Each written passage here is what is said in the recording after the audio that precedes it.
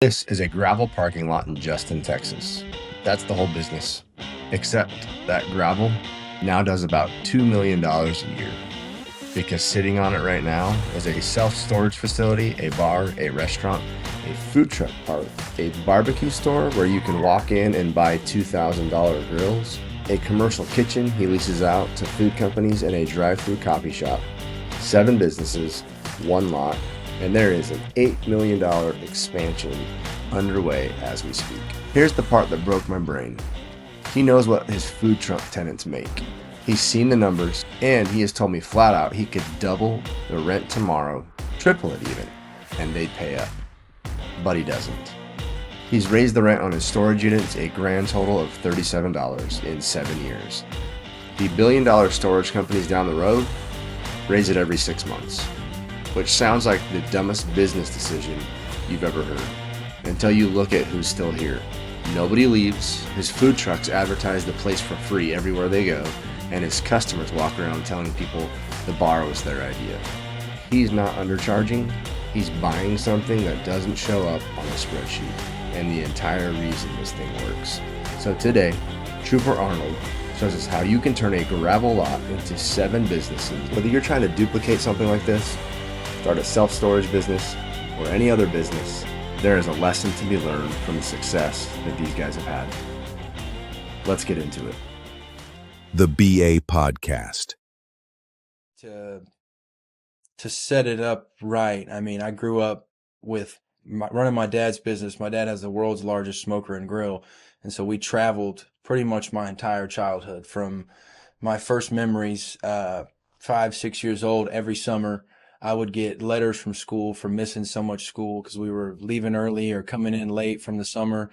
And my parents didn't care because this was work. We had to do this, but we were going to do it as a family. You know, we weren't going to let my dad And that's run out. And way more valuable than any lesson you're going to learn in school. Not that school doesn't have an importance to it, but there's something to be said about taking your kid out of school to go experience life. And so, I think there's, especially today, there's way more value and way more importance.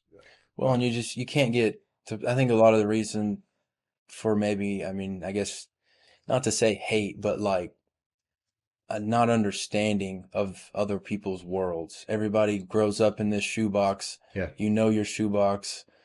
When you go outside of that, you're wild. This is crazy. You know, like someone growing up in the, country area, Texas, going to New York City for the first time at 30, you're going to think it's a cesspool. Oh, it's terrible, dirty, nasty. But you grow up in New York City and you go to Texas and you're like, oh, you got no food here. This is terrible roads and X, Y, Z. Like it's all just perspective of what have growing up. Yeah. And so I was so fortunate to be, uh, traveled literally everywhere. But my first tour, I was 13. My parents, I should say my dad, let me go for 3 months by myself, and he would fly in to all the major events. So we got out of school, 1st of June or whatever it was, and I flew immediately to Nashville, and that was the first event, was the CMA Music Festival on Broadway. We set up the truck right there across from I think Alan Jackson's bar or something. And for 3 days, we sampled sausage for the History Channel. We had a History Channel sponsorship. This was like year 2 of the 3 years we did it with them. And I went right into it by myself. Would only see my dad, when we get back to the hotel room. I was working all day. He was doing his stuff with press, and he'd run off and do a cooking expo for Channel 4 News in the morning. And I was working, and the expectation was that I was a part of the crew. It wasn't, I couldn't call him for this or that. I mean, it was, I made my own money. I had to buy my own food, check into my own hotels at 13 years old. And that was them just kind of taking a dry run at, is it, see what happens, I guess. Was there, there's a lot of, I have a almost 14-year-old, and I can tell you right now that, or no, I say almost 14. Like, he would not, there's no way that I could send him to a hotel to go check in by himself. So there's a little bit more I want to get into on the backstory.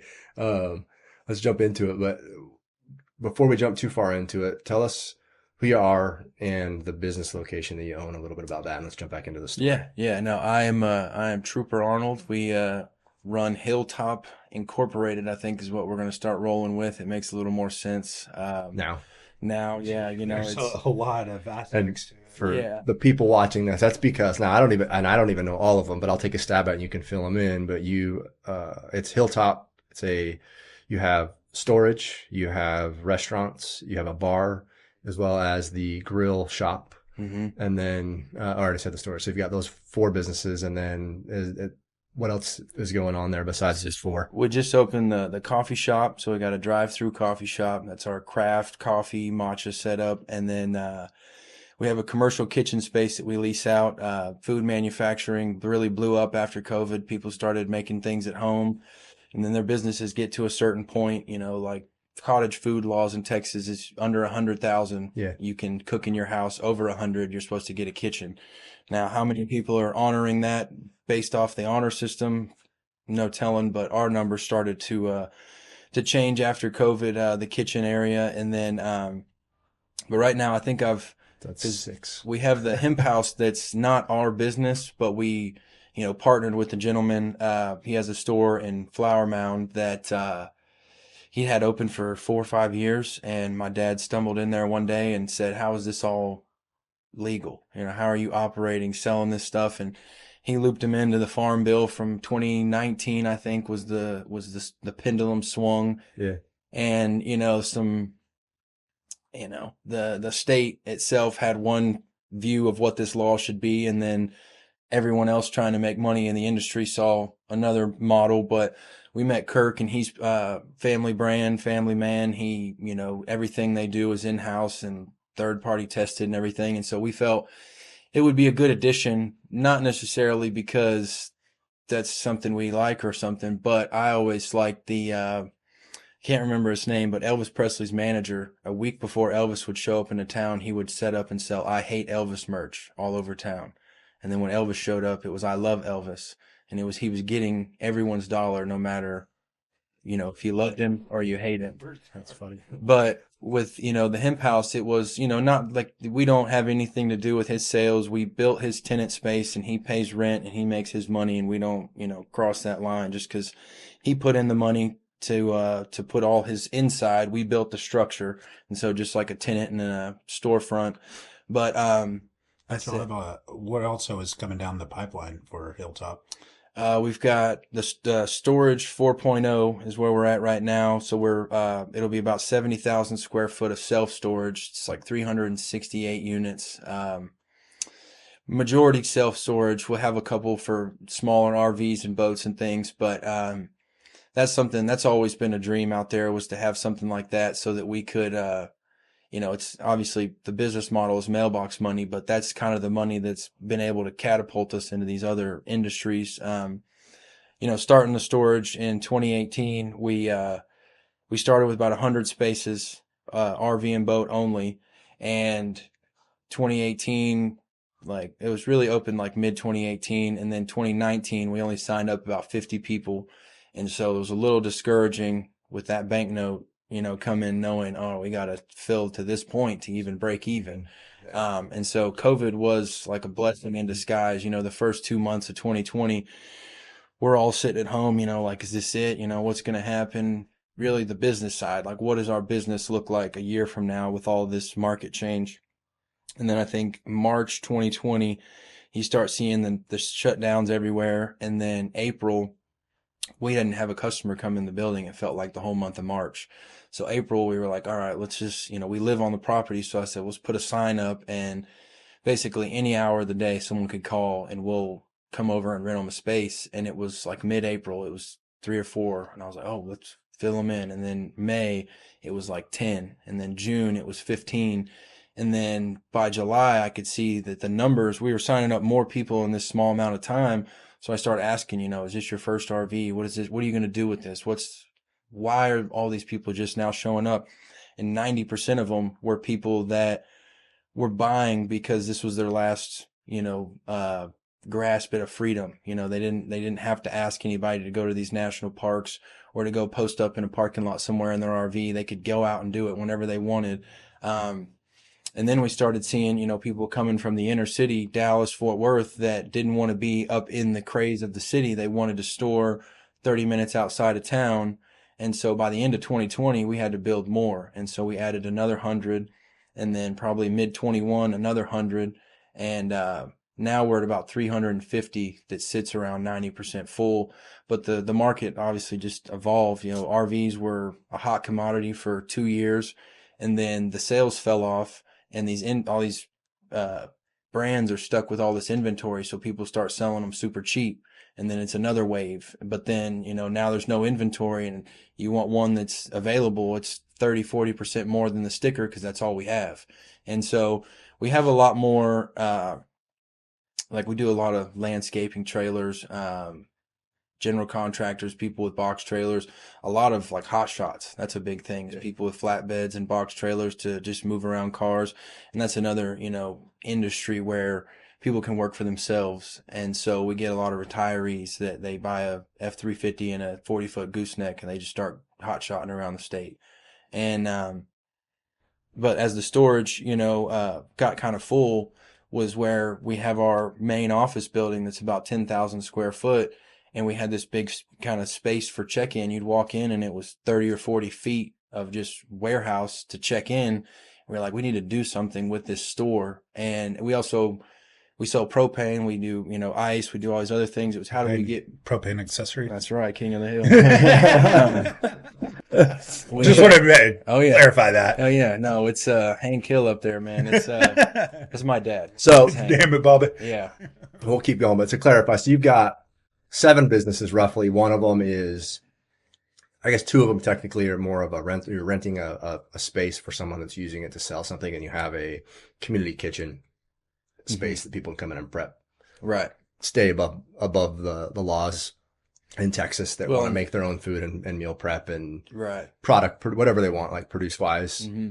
And then you've got this flourishing business, and there's so many avenues. I mean, literally, we could probably do a podcast on each individual business. We might have to come back and go into more depth. We don't necessarily do all that today, but it's hard for me not to cross over. And that's, no, it's okay. The bank, super interesting because I don't like it either. I guess, I mean, what's the gross revenue for everything combined that comes into that? So right now with everything and like including the bar, and then, you know, if you look at rent across the board, it's probably about $2 million a year. That's crazy. Yeah.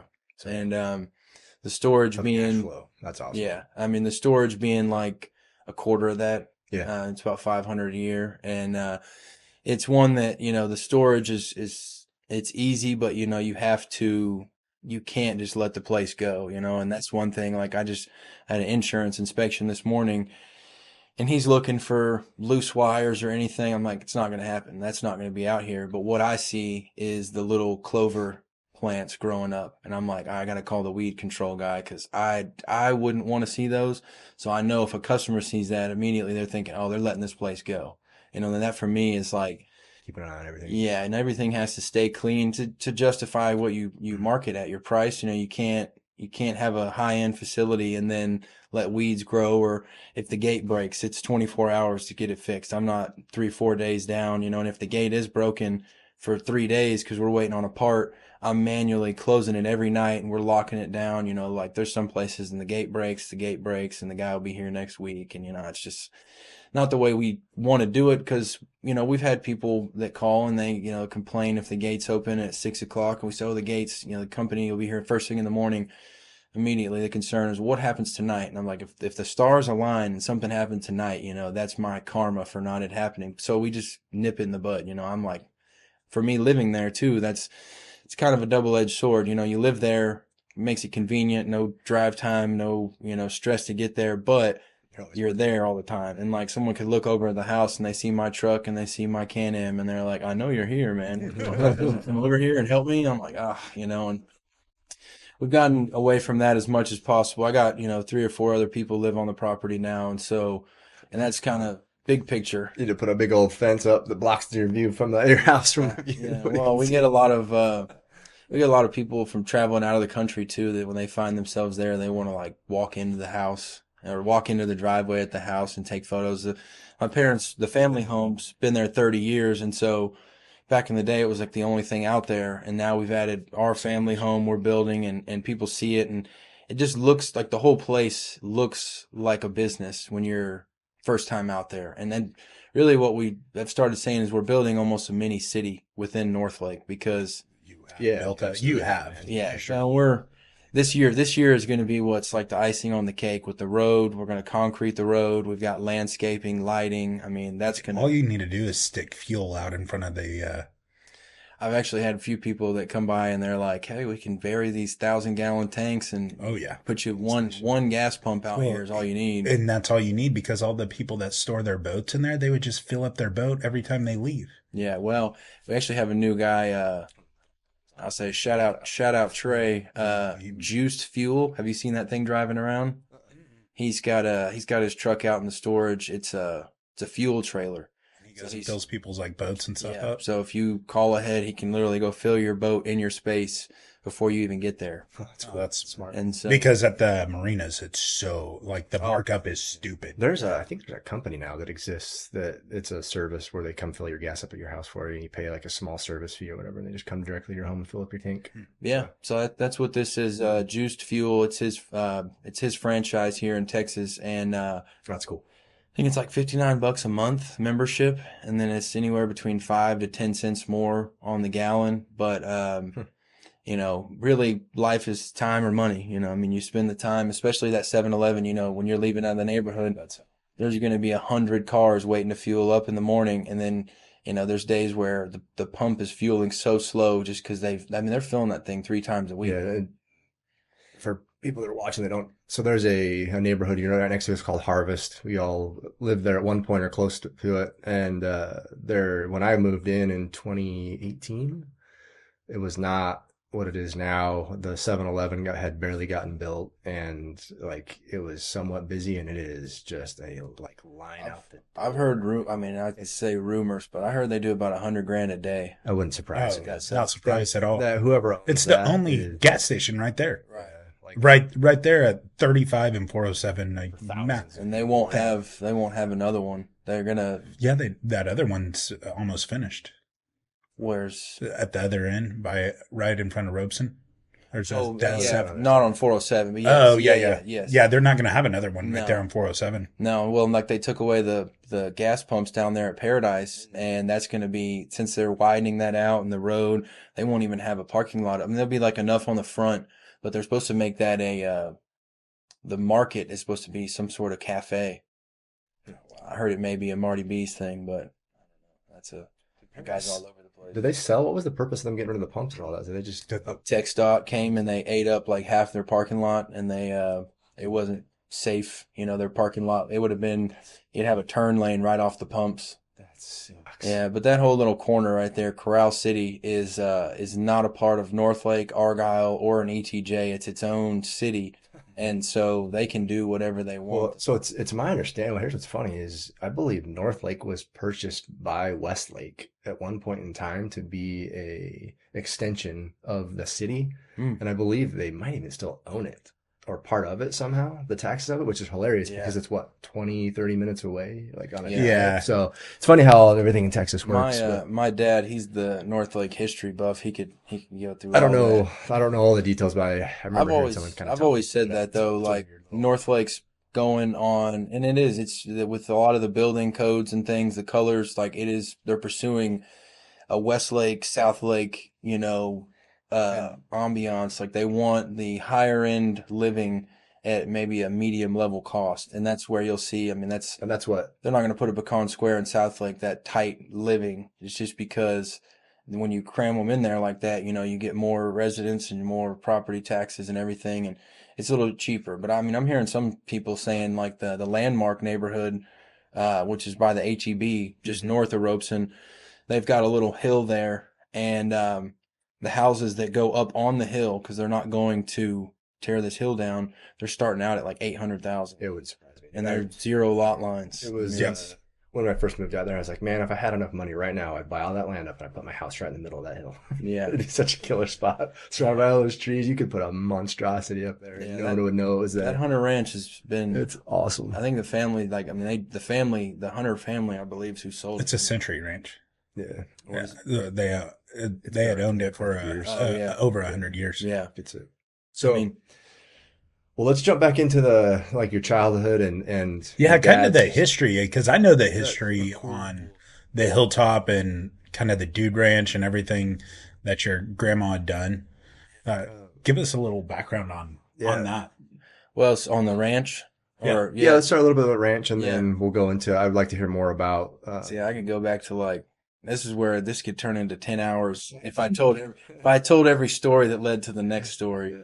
So let's start with a little bit of history of what Hilltop was, because that's good to know how it got to where it is. Yeah, And then I'd love to jump back into your when you were 13 and yeah. how you kind of started, because that's a unique perspective to have a driven 13-year-old that's willing to go off by themselves for summer work. Because If I remember correctly, I don't know if I was like all on board, but I like the idea of not having my parents with me 24/7. That was more than the that was, payoff and the yeah, work that was was that's like, hey that's all right. let's go see what I can get into out there in the world. But So when you were so at what age did you first get introduced to the Dude Ranch, and was it still around when you were a kid, or as a yeah, full on Dude Ranch? so it's full. So well, it started. My grandmother, and this is my really what I'm a third generation party planner. That is what I've really kind of learned is what I do. I'm a fixer. I can put together pieces for something, and that's where like, on the questionnaire, it was like, what else would you do if you weren't doing this? I feel that I could do good. I don't know, but general contracting, I've watched it so many times. Like it's just a fixer, as long as you can work timing, execution days and everything has to be done just so. And that's where from day one, that's kind of what I witnessed. So my grandmother was a party planner in Arlington in the 70s. It was called the Fun Factory, and she had a little trailer she'd pull out with a cotton candy machine. She'd rent a clown, have a donkey, and it was birthday parties. And this was, 1972, 4, whatever, Arlington, Texas. Not That's nearly awesome. what it is now. And I'd actually just recently found some letters that she had written for kind of like I don't know, wish list letters she was sending off to banks. She was trying to show them what she wanted to do. These letters are dated, 1972, 1973. Her business plan for what she wanted to build at this dude ranch. And then finally, it was probably, I think, 1976. I'll be off a year here or there, but um, she found 250 acres. It was an old cattle farm, and it was there was like a day camp. This gentleman had put something together. It's right off Denton Creek, which is now the NISD Learning Center, and it was just raw land. It had a couple things. It had, a couple sheds, lean-tos. I mean, there's like 100-year-old farmhouse there. And but when she moved out there, they moved from an apartment in Arlington, and my grandma, my dad, my aunt moved into this 100-year-old farmhouse. And so my dad was like 7 years old. Never really had to do real manual labor. Now had to cut the firewood for the house and maintenance the land and take care of these things at such a young age that that's all he's ever known is just work and work and work. And that's why till to this day he just can't stop working. He's such a busy mind. But she gets the 250 acres, and through the 80s it was like the building years. They were trying to build the buildings. We had a main check-in up at the front. She eventually built a restaurant and a dance hall, and we had an old-timey town. Had like the saloons on the side. It felt like you were walking in the Old West, but this one was cotton candy. This one was a balloon lady. This one's a soda lady. And we'd have big corporate parties. So it was a major, uh, what do you call it? Employee bonding, or ways to get folks together Yeah. and, troubleshooting. And we'd put them out. They'd have to put together wood for a fire and, grill their own steaks. And then we'd teach them how to saddle a horse, and everybody'd go into the big loafing shed or the loafing pen, and we'd have to show them how to move cattle and things. And it was a way for everybody to learn something new together. And Yeah, doing team building. exactly, the company bond. So some of the parties back in the day, they had Verizon, Nokia. Nokia was like 5,000 people out there, and they had parties with Willie Nelson perform. We had Hall and Oates perform. This is all in the 80s, early 90s. That's awesome. We've got some photos with the Cowboys. Used to do the Cowboys Christmas dinner out there. So Jay Novacek and the Cowboys.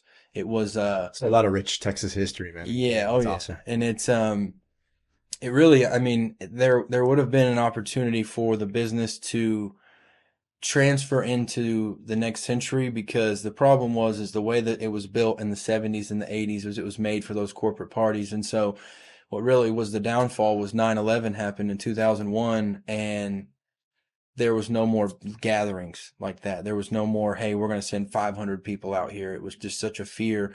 So my dad really tried to pivot into the day-to-day market. You know, you as an individual bring your family. Doesn't have to have a big corporate event, doesn't have to be built around it. But the way that we had built this whole business model was we had parties. We knew when we were going to be doing these gatherings. And so now to open up the place on a Saturday for like 100 people, we didn't know, well, what was that supposed to scale size? Sorry, I forgot to turn my volume down. Let me get that real fast so that, sorry, Yeah. once I come back. But so the business model had to change. But during this time, I shouldn't forget the world's largest smoker and grill was created for these large parties. It was not intended to go out on the road. It was made because there were some that we would have parties at the top of the property, and then there were some that were down here, and we were constantly cooking in the middle and running to the top or running to the bottom. And we needed a way to be able to cook for these parties and not have to shuttle the food back and forth and run it around. And so my dad, and he had an engineer, architect, somebody kind of help him with some plans, but my dad and a few good old Justin boys, they built that thing in the driveway of what Hilltop is now. And the reason they bought that 60 acres was where my grandma's place was 250. It was about 5 minutes down the road to where Hilltop was. And my dad, originally, the reason he found it was for 10, 15 years, that's where we would lease the land for all the horses to graze during the winter. So we wouldn't leave them on our place. We'd run them up the hill. My dad and his friends would run these horses up Cleveland Gibbs all the way over to our place and leave them there. And there was this big tree in the front yard, and they would always get a case of beer and sit under this tree and watch the sunset. And my dad, and I have every one of his friends has told me the same story. He always said he was going to buy this place and build a house right here. And 20 years go by, they buy the land. That's cool. They start to build the house, and 9/11 rocks the market. Everybody's worried, thinking we're going to lose everything. And so my dad just does what he does, and he got to work, and we had this truck. It didn't, it wasn't at all what it is today, but he just started going out like anywhere anyone would let him go in to sell food, to give it away, to just make connections. And So where did the idea, at what point did it become the monstrosity it is now, which is a giant semi truck with? Yeah, so, well, and I meant to try to send this video, but this might be, I'll have to, well, when we're done, I'll make sure to send me, I'll text you your number and send me like some photos of all this stuff, and I'll add it all in so people can see what we're talking about. we've got a great little 10-minute pilot video. We've had a few people want to make documentaries or TV shows, and a lot of the times it's producers that want to come out and they want to film something, but then they want us to pay them to film it and then take it out on, if we get a TV show, we'll get reimbursed. And it's just, we're not really looking to be on TV. That's not the goal. But the story that's there, it's great. So my dad had told this story. They were in North Dakota, and he'd gone, or no, it was, goodness, where was it? It was KTYL, some radio concert event. And he went to the bank and got $25,000 to buy food and product to go to this event, and hoping, I can make 50 if everything goes good. But if I make my 25 back, at least I got in front of everybody. Mm-hmm. And this was the first year that this concert allowed people to bring food from outside. And so he lost $25,000, didn't make any of it back. And, he always tells his stories. He, is crying in the yard at home, asking why God, why me? And the next day he goes back to the concert venue to break the truck down, and somebody from Mrs. Baird's comes up to him and says, "Hey man, this thing's pretty cool. Would you ever do corporate parties or anything?" He said, "I'll do whatever you want, man. Whatever you have a need for barbecue, that's what we can do." And so that was like the start. Mrs. Baird's wanted us for corporate parties, and then it was the Big 12 games, and then it was the Cotton Bowl. And for about 7 years, we ran hard for Mrs. Baird's. I mean, anytime they had their logo there, they wanted us there. That's awesome. And it was free hot dogs and hamburgers and donuts. I remember as a kid, we probably had 60, 80 pallets, bread racks 10-foot tall of chocolate, white powder, cinnamon, and that was all they wanted us to give those away everywhere we went. But it was the hot dogs and hamburgers that were, drawing people in. They wanted to come get a free meal and, see what it was all about. And so that led us into, the Wright Brand Bacon, Tyson Chicken, all of them kind of just piggybacked on Mrs. Baird's. They said, go give away or wheat bread with a chicken sandwich. Go give away, with Wright Brand Bacon. We did half an ear of corn wrapped in bacon with a plum chipotle sauce. We did that for 2 years. All we did was cook corn and bacon. And then we had, I think the last one was probably Wright Brand Bacon before the History Channel. And this was going to be the first tour that was not like any other tour. It wasn't a food brand. It was a nationwide, TV brand, but also history was what they were, their biggest thing. And so we had history with the world's largest smoker and grill. It kind of just went hand in hand. So cool. And we had gotten At what point did you guys officially get deemed the world's largest grill? There was a Guinness World Record thing in Chicago, Illinois. It was like the world's biggest barbecue cook-off. And then that was because Johnsonville has a smoker, or Johnsonville has a grill, and then there's a guy out of Houston that has a smoker, but nobody has a smoker and a grill. Yeah. And so the back half's a big cylinder, has a hydraulic lifts up. That's where all the grills, grill, green egg, hand sink, dish sink, all of that underneath that lid. And then we have 2 doors. One's a rotisserie, one's just a standard flat smoker. Do about 4,000 pounds of meat. All at the same time. And so there'd be times we're driving across the country. That's the most Texas thing ever right there. And that was every day. We'd fill it 2 or 3 times. For you barbecue enthusiasts, you heard that right. 12,000 pounds, like nothing. 4,000 pounds of meat. Oh, yeah. Well, 4,000 pounds of meat, you have a standard, like, sausage link. We'd cut that into thirds. And so, like, the thought was we'd be able to serve, X amount of people with History Channel. History Channel, we did a sausage. It was a Syracuse sausage, which at the time was a family-owned brand. And that's, like, always been we are going to go support someone else that has a family brand. We'll stay away from corporate every time. Like, any way I can avoid it.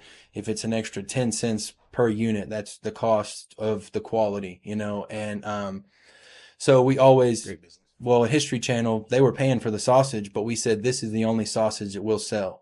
And so they were just based in Ponder. It was 3 brothers that were down here from Syracuse, New York, and they were putting out the best sausage ever at that time.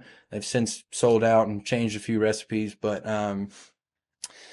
the History Channel thing was our first time we installed a TV on the top. So it's an LED board that comes out of the top and unfolds, and it's 10 foot tall, 13 feet wide. And the History Channel wanted to put the shows up there. And so we would go to these major events like the Broadway CMA Festival.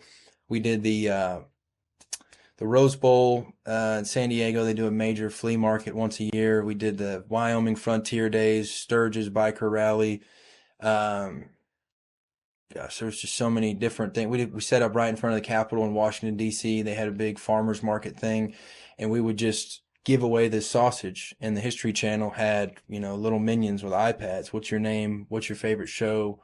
Who's your favorite actor on the show? And it was just raw data collection, kind of before data collection was really, now it's check these boxes and they're going to save all your information. But this was like, you like swamp people? Why do you like swamp people? Who's your favorite person? And the History took that and they knew how to direct their shows based off of all this information.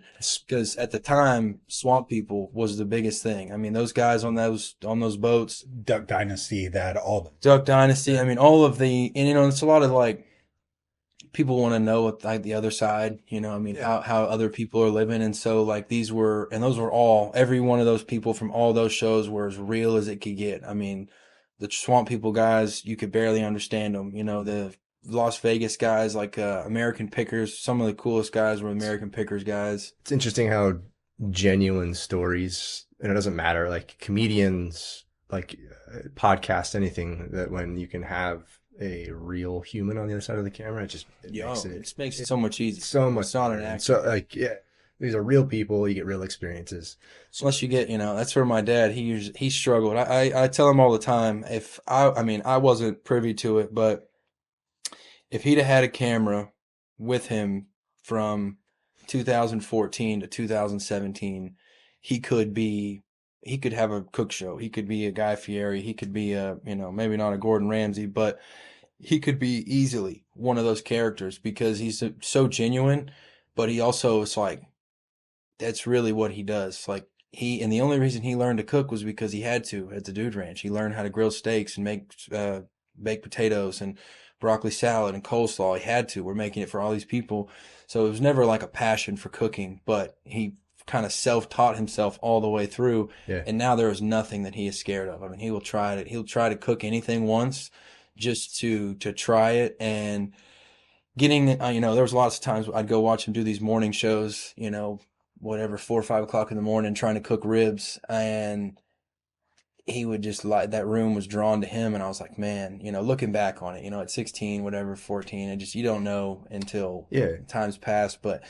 And now he's at a point in his life where he doesn't care about any of that stuff. And so I'm like, man, if we just had a camera, dude, I mean, that's even now still, I mean, I get all kinds of people that want us to do our day-to-day life stuff, what we do when we wake up. And I guess more of an influencer path. And I can't do it. I mean, I can't take the camera out and do it. But the fact that people want us to, I'm like, we could get people that watch this. I see some of these influencers that are out there that they're making up problems. And that's TV though. Reality TV is false projections. It's not really what's going on. And that was a big thing. Like my mom, we had a show, or it was CMT sent out a crew, and this was during the History Channel stuff, and they wanted to do like a pilot episode, and they were giving us like fake scenarios, like, oh, the truck's going to get a flat tire, you're not going to have propane at the event. And we're like, that wouldn't happen.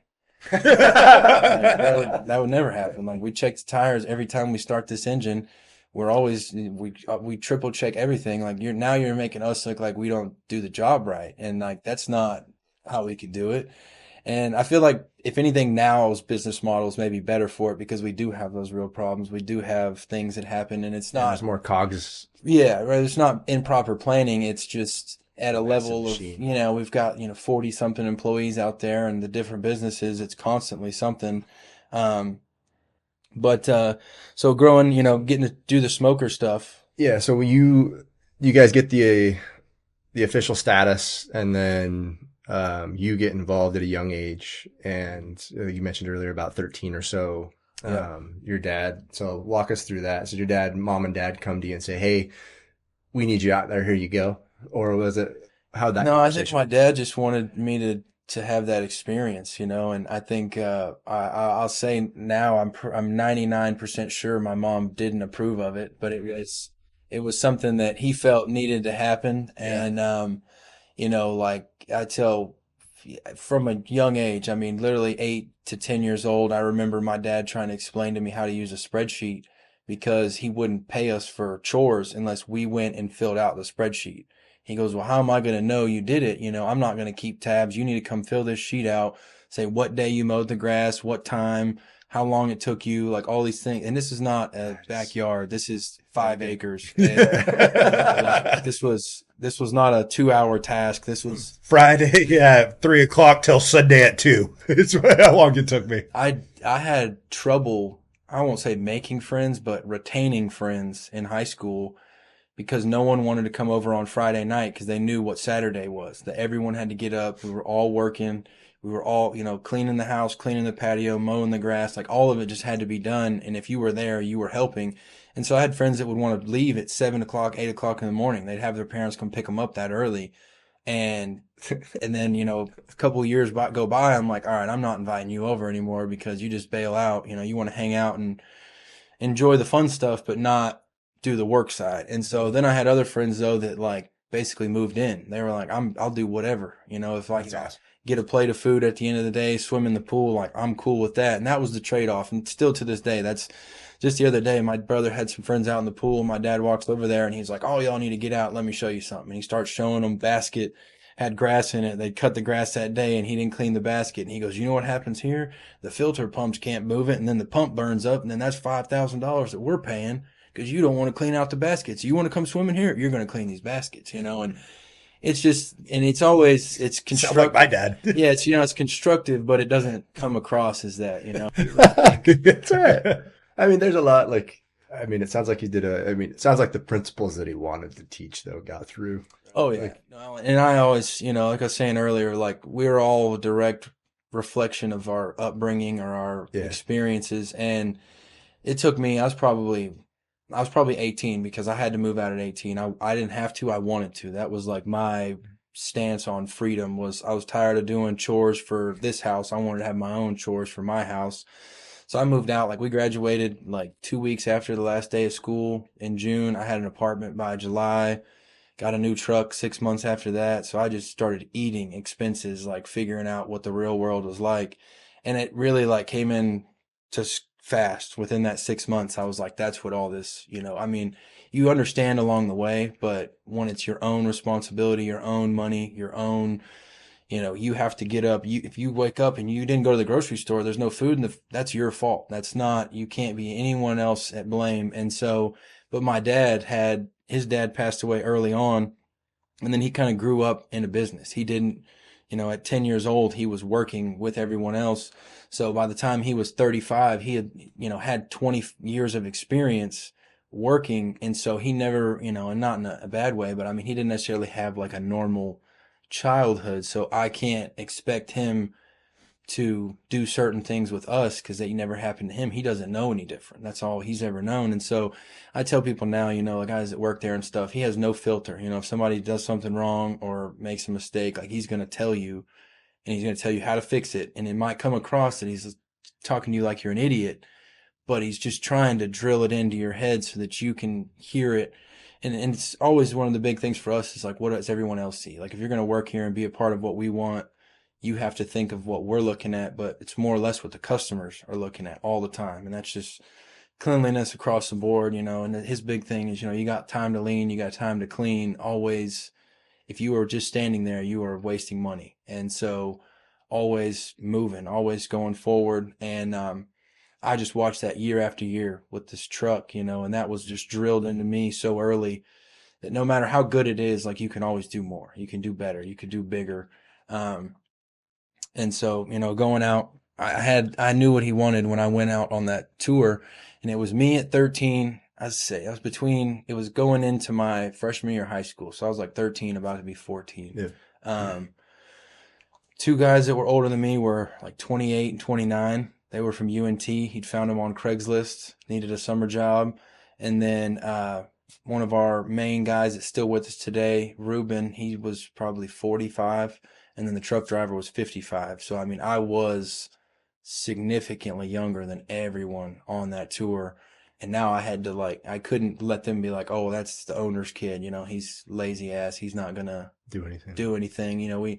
I tried to go out and do everything all the time. I was always early, and no matter how hard it would be, I mean, there were some that were like Vegas was terrible. It was 110. It's July in Vegas, and we've got a steel black trailer that everything is 150 degrees. You're burning yourself.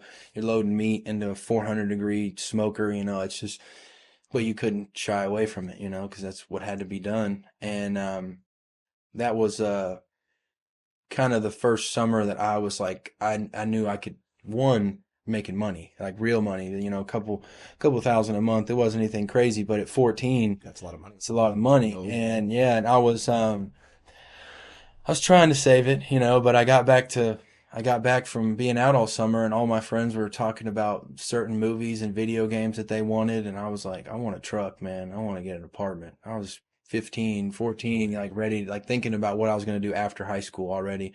And I mean, I played football too, but I don't want to say that it it just made me, I saw so many people try so hard for football and then not make it, that I was like, I'm going to put my eggs in this other basket just in case. So I started working as many odd jobs as I could, still working for the truck. But I had my football coaches tell me, if you go out like that for the summer again, that you won't have a position next year. And I was like, oh. So I had to kind of pick in a way.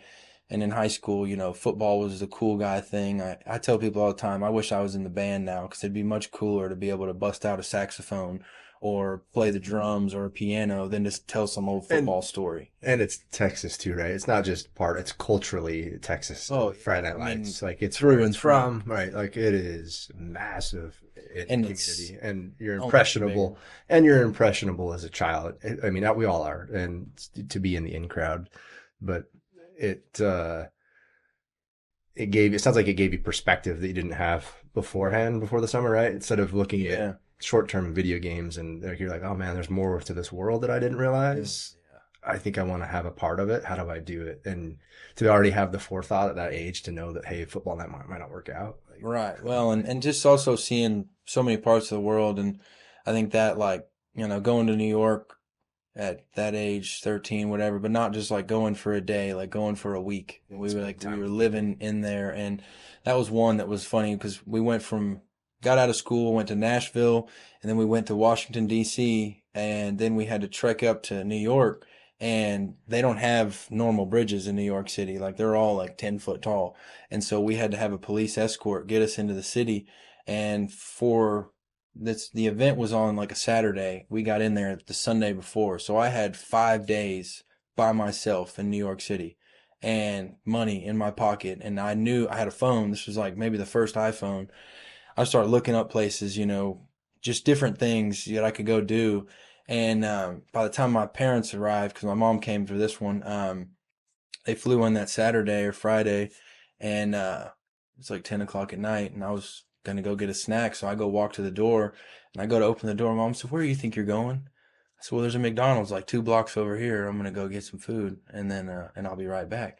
"You are not going outside. It's 10 o'clock at night in New York City. What do you think?" And I'm like, I know the doorman. I know the dude at McDonald's. I've been there like every day the last 5 days. Like I've been doing I this, was like, Mom. I got a cab to go to like a pizza place like 20 blocks away by myself. Like paid the man, got out, like the whole thing. And like for her to hear that, she was like, I think she was probably just more sad than anything, knowing that like I didn't need them or her anymore in a way. But I was like, this is what I do. I was like, I've been doing this. I've been figuring it out. And that's I think the first real money lesson on that trip, because when you're making that kind of money, I was buying stuff, sending it home, and I'd just have stuff on the road. And but we went from New York back to Texas, and then we had like a week off in Texas, and so I spent most of what I'd saved when I got home. And then we had to go to it was like San Diego, and then we were going to come back. And so when we got to San Diego, I'd gotten paid, and then ended up spending a bunch of money in California. I wasn't going to get paid for like 10 days once we were leaving for New York or for Vegas. And so I think it was probably 4 nights before my dad had gotten there. I had no money in Vegas. Like I didn't have $1 to spend on food, and I wasn't going to ask for money. I wasn't going to, give him some sob story how I wasted it on whatever I spent it on. And so I figured out that the breakfast buffet opened at 6 and it'd close about 10. And then they opened up like a snack bar in the lobby from like 3 to 6, and it was not food. It was chips and salsa and goldfish and things. But I'd wake up every morning and I'd go get an omelet. I'd eat it and I'd get another omelet, take it to the room, put it in the mini fridge. I'd heat it up around lunchtime, and then I'd go back downstairs and I'd come back with a plate of guac and pico, everything I got for free.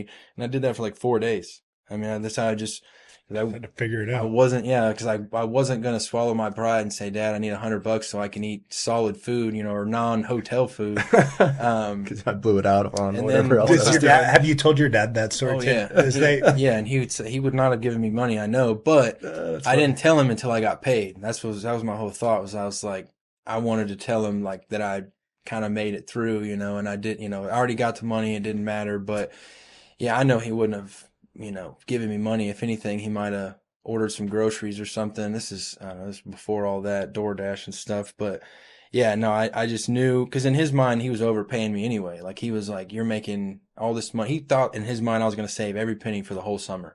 But seeing the country at 14, and like I was buying shirts and hats and shoes, just all stupid stuff. Like I don't have any of it today. That's how I knew You were being 14. I blew, $8,000 over 4 months just because why not? I came home. Amazon had like just launched an app like the year before, so I had a bunch of Amazon packages. Neither of us would have done anything different I than used you to, did. I used to laugh and think about all the money I would mow lawns in the summertime just so I could go blow it all on fireworks. Like that was what I would say. Like I would earn probably, as a 12, 13-year old, whatever, $200-$300. Yeah. And I would literally every penny on fireworks Yeah. just to go blow stuff up, like lighting money on fire. So And it's funny, like as you get older, like I remember there's days where like I was happy to see like $22 in my account because I was like, okay, that's enough for food. And then it was like, okay, I need $122. Okay, thank God. And then you see it's like, oh, I have 1,000. Okay, thank God. And then just like as you get older, like the safety net just has to be bigger. You have to feel that. yeah, you miss the days. But then you go back and you're like, man, at one point, $22 was all I needed, man. I could have lasted a week. Yeah. My, I think I've told you, I think you know the story, but when I was in the military, I was living in Monterey and, we got stipends, right? I got money for rent every month and then you got my actual pay. And long story short is it's kind of a racket out there and where you rent, they know how much money you make. And so if you live on base or near it, they'll just charge you your entire stipend, which was like $2,900 or $3,000. It was a lot. It was like $3,000. Yeah. A month for housing. And a lot of people that were smart would go live off base and find some place that was like $1,200 or $1,500. But I was a little bit of a disadvantage because I was away from my wife. And so I just kind of had to go find stuff as quick as I could. And, I ended up renting some place and I think I had $100 left over. That was it for that. Yeah. And then I was only making, I think $500 or $700 every 2 weeks at that point. And electricity and like everything else, like it didn't include utilities and all that stuff I had to pay for. Oh yeah. And we had no money, and I think we had $300 or $500 in our savings account at the time. That's all we had to our name. Yeah. And she went and got a haircut and colored. She came home and she was crying because she had called and checked the price and it was supposed to be like $80, something like that. And when she got done, the girl charged her like $300, and it was like it straight up like cleaned us out. Yeah. And my wife was pregnant. Like we had a kid on the way. Like, I mean, That's and scary. I was in the military. There was no way for me to go out and do overtime or work hours. Like that was it. Like we weren't coming up with more money. Right. And I just remember thinking like, what are we going to do? Our life is over. We have no money. Like just thinking how horrible. And I just look back at that and I'm like, oh man, like the perspective that life, gives Right.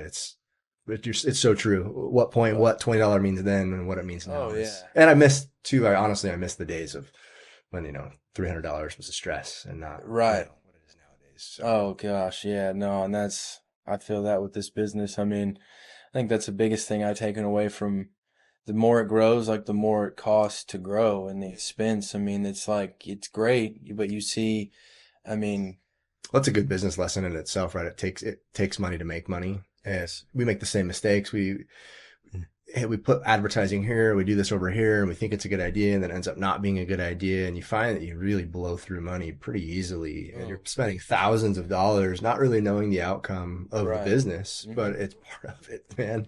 and you do these certain things that you think are going to help, and then they end up maybe not hurting, but like indirectly hurting over a window. Like we just had the whole run around over our 4th of July show. Like we lose money on that every year, but I don't plan to make money. I do it for the brand awareness, but also the community, the people that live around there.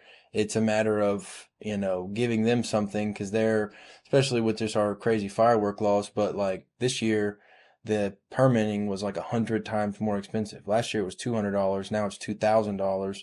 And to Just get a permit for fireworks? yeah, Dang. that's just the paperwork. And it was way more in depth. I had to go do a presentation at a commissioner's court, have a safety plan, a fire plan, emergency ambulance station, like all of these things that last year were not on the list. Now I had to do, that's a portion of why we weren't able to do it, but also just the cost. It's $1,000 a minute for a quality fireworks show. Like you could hire somebody for cheaper, but now you have to worry about timing and setting up. And a lot of these big companies, they'll do all the permitting and all that back end for you, but we're still having the event. And so that's the event permit. Then they're still getting firework permits. And it makes it so hard that, and so my goal is next year I'm going to come back even stronger. We're going to do, a 30-minute fireworks show, have, the setup for everybody that's around there. And, but that's like, when we first did our first year, we didn't plan. I didn't tell anyone we were doing a fireworks show. I bought fireworks, shot them off down the street. Everybody loved it. And then the next year, 2,000 people showed up. So we're like, okay, we got a regular where our Facebook event was showing so many. So we got a company, we did the whole thing. And it was almost like right when it started, it ended. And the cost to put the whole thing on, I was like, wow, we lost $10,000 today, even with what we made. And then so the next year we went even bigger, but just because there's eyes out there doesn't mean they're local eyes. We got people now traveling in from far and wide to come see this fireworks show. So like, it's not so much for the community anymore. It's gotten just to be so big. So the goal is for like this next year is we're going to figure out, like Frost Stadium, the Spurs Stadium, you had to live within 150 miles to get tickets to the game, this last finals game. And I like that model of like, maybe we sell tickets for $5 for a car, but you have to live in this 3 zip codes. That way that like, we know it's going to be the locals. It's going to be our people that are around here supporting us. Because the riffraff comes when people come from Dallas, Fort Worth, and Denton, and Lewis. I think it's just, you come from all in. Yeah. This isn't their home turf. Then I would imagine, are you guys required like certain per head to have law enforcement and all that stuff? Yeah, and then they're gonna have to pay for all that because they're not free. Oh no, those guys are expensive. That overtime, man, they're like $85 an hour for them to just sit in the squad car. Yep, but they're all used to do that. Yeah, yeah.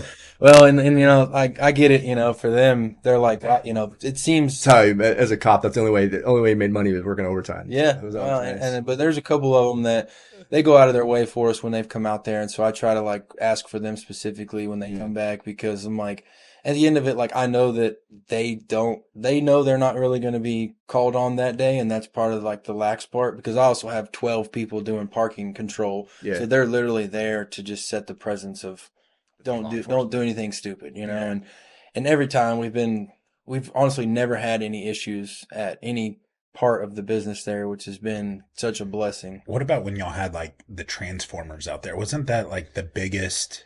Yeah, y'all had like 2. Yeah, that's what it was, because my wife went up there. Yeah, that was. But there were. But y'all had like 2 billion views or something on y'all's post. Yeah, well, actually, the Transformers had crazy views, but the Bluey, that was the first time that we were like, all right, we can't just have a Friday night and throw something like this in there, because the capacity of that place is like, there shouldn't, like, to a comfortable number where the tables are full, there's not a line at the bar, the bathroom is like 250 to 300. And there's still going to be a line every now and again, but like anything over that, you get into can't find a table, 10-minute wait to get in the bathroom. And so that Bluey night, I mean, I think we threw the drone up and there was over 300 cars.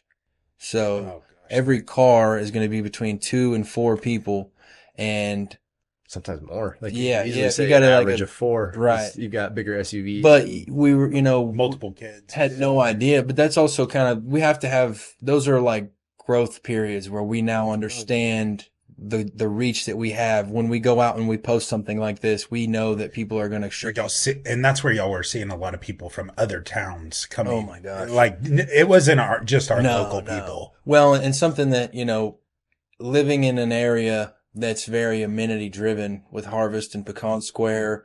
There's people that live in Denton, Louisville, go down to Keller, whatever, that their neighborhood doesn't have a pool. Their neighborhood doesn't have any events. And those people just follow those other neighborhoods. They follow Harvest and Pecan. When are they doing something? Because there's not somebody out there. What's your address? Do you live in this neighborhood? Right. It's just wide open. You park your car down the street and walk up. No one's ever going to know any different. Yeah. And so you didn't even have to park your car down the street. You could just pull up and park. You could just say an address too, though, and no, they're not. They can't check it. There's no way. And so that's something that we've just, and not, we're open to the public every day, and that's how we do it. But like we have the water slide, then the bounce house stuff we bring out, like all of the things that we bring out. That's when we know we're going to get a huge influx of people. So we've kind of learned to post like the day before, not a week ahead.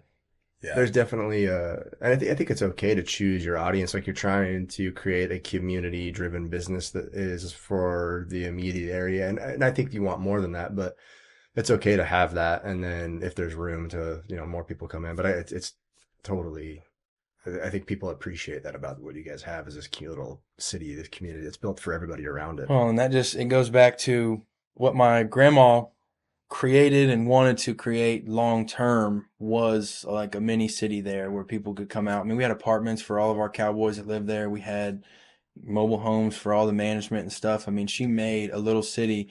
And then, to lose that, I was talking to my dad about this the other day. I was like, I'm not in a bad way, but I'm trying to continue that legacy in a smaller portion, because I don't have 250 acres to play on.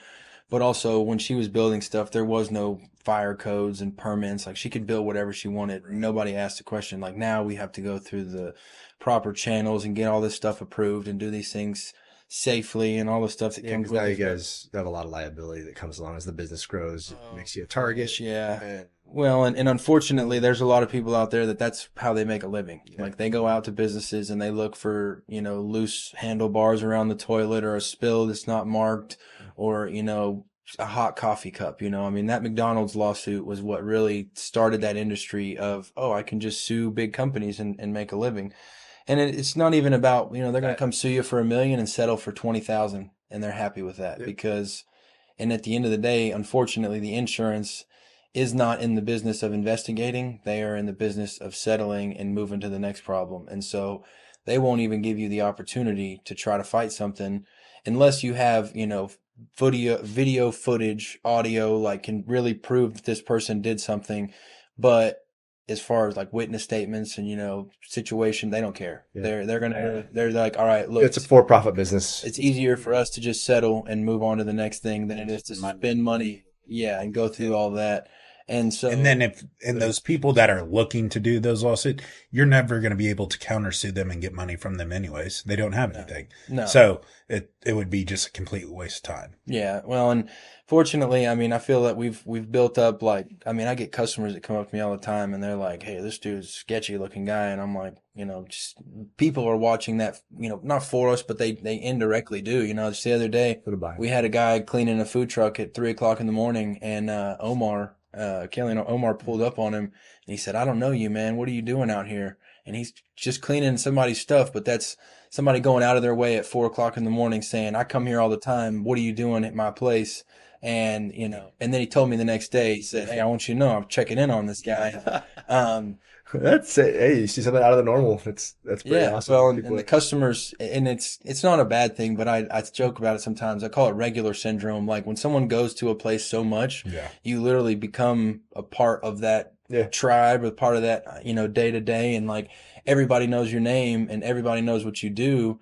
And when you come up, there's certain guys that they're walking up to the bar and the girls are already making their drink. They know what they want and they're boom. When they sit down, they've got it. That's a big part of what we wanted, like us not having food there in the bar was like to dedicate, like your bartender is the bartender. She's not going to take orders for tables. She doesn't order food.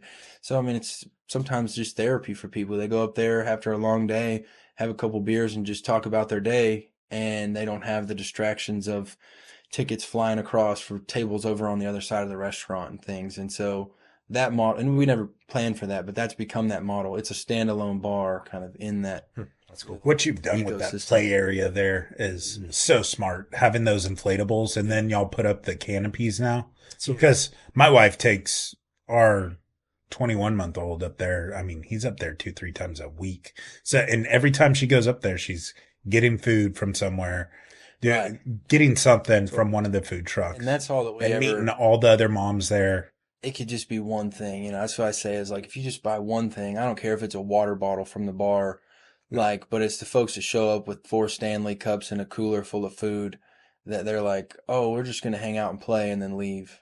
I'm like, that's not what we're shooting for. But I'm honestly not going to kick them out because at the end of it, for me, I want, and in this, be back to business model. It's eyes and iPhones. If someone's going to sit up there for 2-3 hours with their iPhone in their pocket and they're getting on their phone, maybe they take a picture and they tag us, like that's helps. It's not money. It's not, direct it's kind of purchase. The same concept of why Five Guys takes fries. And I don't know if you guys heard about it, but they, you go, I don't know if you've noticed if you go eat there, you get a burger and fries and you get the bag and there's always like tons of extra fries in there. Mm. It's on purpose. Like they do it on purpose because they want people to feel like, because you know, you go to a restaurant sometimes you get fries and you get the fry out and you're like, man, like they didn't even put any fries in. Yeah, they shorted me, right? Yeah. The marketing, Wow, right? that is a good thought. Extra handful, right? And so it's just, I get that it's maybe not necessarily something you don't want people there freeloading. They shorten the box by an inch. Yeah, start overflowing it, you know. But giving someone value, it's stuff like that that people remember. It's like, oh, it's a good experience, and so it's hard, and that's where it's hard as a business owner is to translate that good experience. Well, where's my return on that? You don't really know, Right. But it's not bad for your business, and if Yeah. you can afford it, it's like how. And I was teasing my son because he loves to go there because of that exact thing. I was telling him about it, and I'm like, you know, this company could probably save millions of dollars because I swear we go pick up fries, and it's almost half the amount of container of fries. It's like they put 1.5 in there In the they put bottom some of the at the bag. bottom of the bag. And so it's just an I bet you interesting they got a- concept. I bet you they got a good algorithm for that. Oh yeah, for They sure. know. They you know, if anything, they drop the size of that thing by 2 ounces. Yeah. And you know, you're not thinking about the size of carton of fries being smaller because half of the fries are in the bag. Yeah. You know, so they're maybe giving you the same amount, but it's a visual, psychological thing. Absolutely. That's so much of studies. I saw something the other day, and I should have saved it, but it was like, oh, it's the 7 keys to sales, and it's like you sell women security, you sell men confidence, you sell something, and it really is like the basis of psychological sales. I mean, it is such a. My dad was really big into the gosh, what's his name?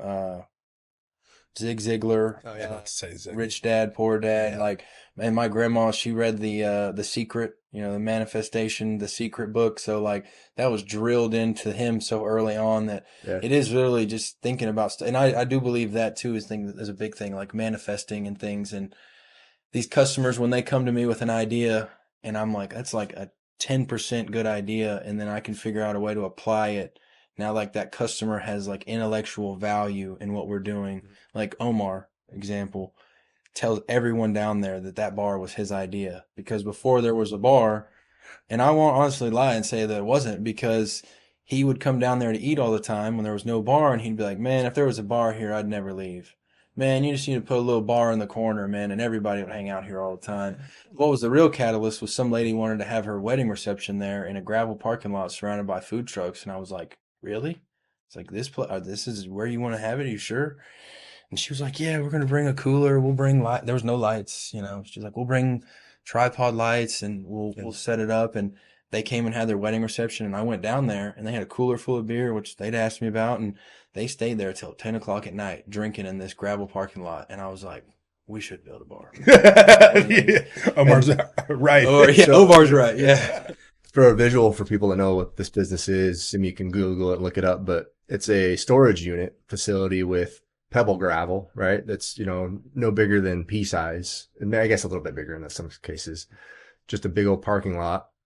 And I believe there's a church, right? It's a church that was over there or next to it. The Church of Christ is right there next to us. And then it used to be, and it's kind of grown, right? I remember when I first moved out, none of that was there. And then you guys were kind of further back. And wasn't there a building didn't something catch on fire or something back there? Or was there a fire on a building or something? I don't know, one of the buildings. Maybe I thought there was a fire back there or something. That's a whole nother story. The Dude Ranch, there was a fire. That whole thing. If you knew the Justin lore of the Dude Ranch, my grandma, when that place burned up, grandma filed for bankruptcy in like 2020 or 2004, and then Bank and Justin got it, and then someone else bought it right from them, and within 6 weeks, all the buildings burned down. And so nobody knew that my grandma had lost it and someone bought it. It happened so fast. Like file for bankruptcy, lose it. Next guy buys it, burns down. And so they're all like, oh, she burned the place down for the insurance money. So like people that just don't know anything, that's what they assume. But the problem was, one, she didn't own it. Two, she was like 70 years old at the time. She wasn't going to do it. And the guy whoever did get hired to do it left gas cans everywhere. And so... And these are not like normal buildings. They are literally made out of cedar and stained. Like they burn fast. And so he burned the first one. Then he burned so all the fire departments trying to put this one out. While they're putting this one out, somebody goes, hey, look down there. the restaurant down the hill's on fire. So they all run down there to go start putting that one out. Just let this thing burn. You know, like this one's going. The restaurant had gas, appliances. Let's go save that thing. They get down there and start putting it out. Now the 10,000 square foot dance hall at the bottom of the property is on fire. And so in one night, all three of our main buildings, our restaurant and our dance hall and our check-in office, all burned to the ground. And holy crap, I didn't know that. yeah, I was young. I was like 6, maybe 7. And that was kind of like the start to, all right, we're having to leave the dude ranch now, because the guy that bought it, you know, he was the one trying to collect the insurance money. That was for sure. And he'd hired some hoodlums to go burn it all down, but they found the gas cans and they didn't give anybody any money. So, but trying to take a pay on that. But they don't. Insurance doesn't cover arson. To sidetrack us onto a fire, how much kind of the visual of this. What it used to be is it's pretty much a giant field with some storage units on it with a bunch of gravel, and what it is now is not that at all. And now you have a full-on barbecue store where you can go in and buy your barbecue grills, and you've got and then in front of that you've got the bar and restaurant and everything else, and then now you've got the coffee and everything that's going on, and it's just built. So it's turned into this awesome little community. It's an ecosystem. It's a little ecosystem. It's really what I tell people. It's an ecosystem, and unfortunately, with ecosystems, you know, if there's one bad sale, you gotta nix them out. And over the years, we've had a few bad sales and things, and that's been like the most learning experiences for me. Is like, especially just because I would rather put other people in a position for success, even if I know I'm not gonna, you know, directly benefit. You know, like I know some of these food trucks, what they make. We don't get into it specifically, but it's obvious, and sometimes they just can't help themselves. But I know what they're paying for rent, and I could charge double or, you know, even triple. But is that going to make, you know, me more successful? Yes. But is it going to make them more successful? No, because now their price will go up, or maybe they don't want to be there at all. And so, like, everything we do is like, every profit goes back into it, like it has since the very beginning. But like Bobby came into our kitchen 6 years ago. I came into the grill store, and he's like, "I hear you got a kitchen in here." I was like, "Yeah, we got a kitchen in the back." And he goes, "It's going to be my kitchen." And I was like, "Okay, guy I've never met, and it's the first time I'm meeting you." I'm like, "Okay." And to watch him go from, he does meal preps and he does, you know, caterings and stuff, to watch him go from literally like 20, 30 meals a week to like 300-400 meals a week. And, you know, me seeing his success doesn't make me come in and say, "All right, Bobby, now you got to pay the piper. You're making more money now. Like, help me out." Because I know that, one, he'd never want to leave unless something crazy happened or the rent jumped up. But also, like, he's the best advertisement for the place. You know, all the food trucks, they're out in the world always talking about where they're set up.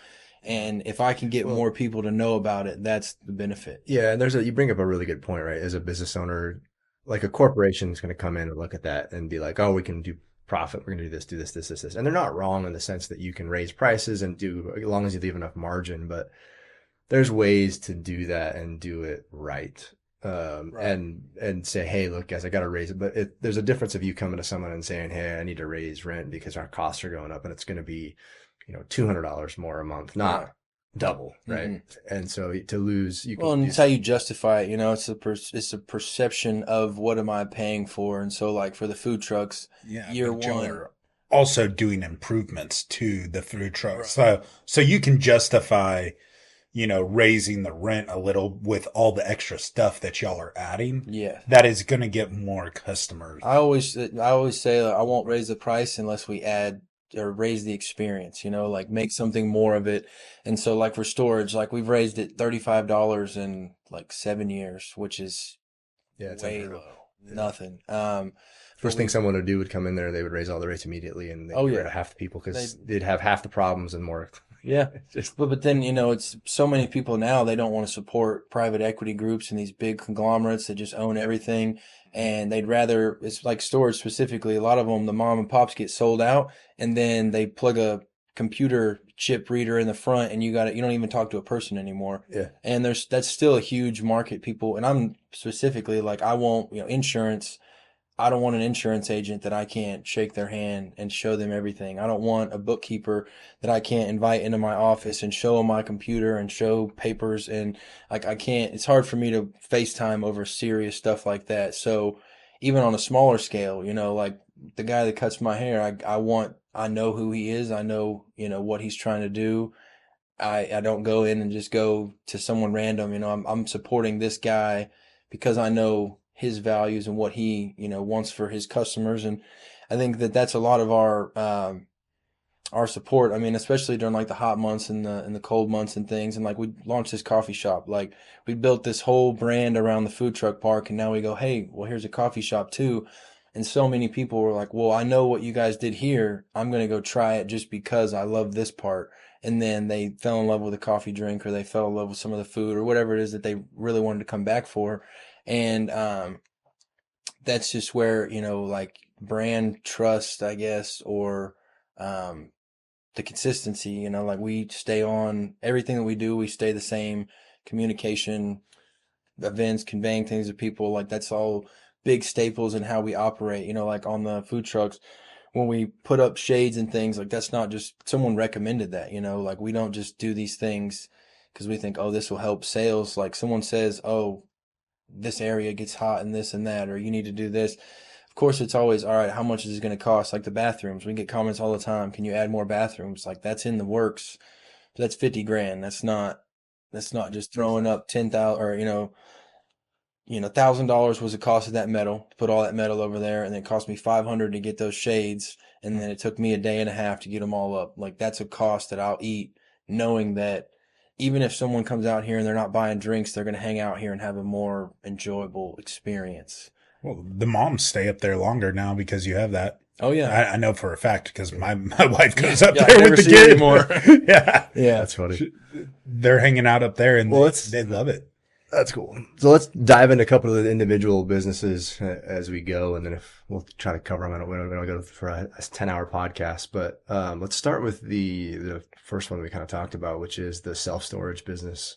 Yeah. Alone, and kind of walk us through the progression of that business from where it started, where it's at right now, and then we'll get some more questions in there. Yeah. Well, when we started the RV storage in 2018, we always kind of had the goal for self-storage because, yes, storage is mailbox money, but it's people have No such thing as mailbox money.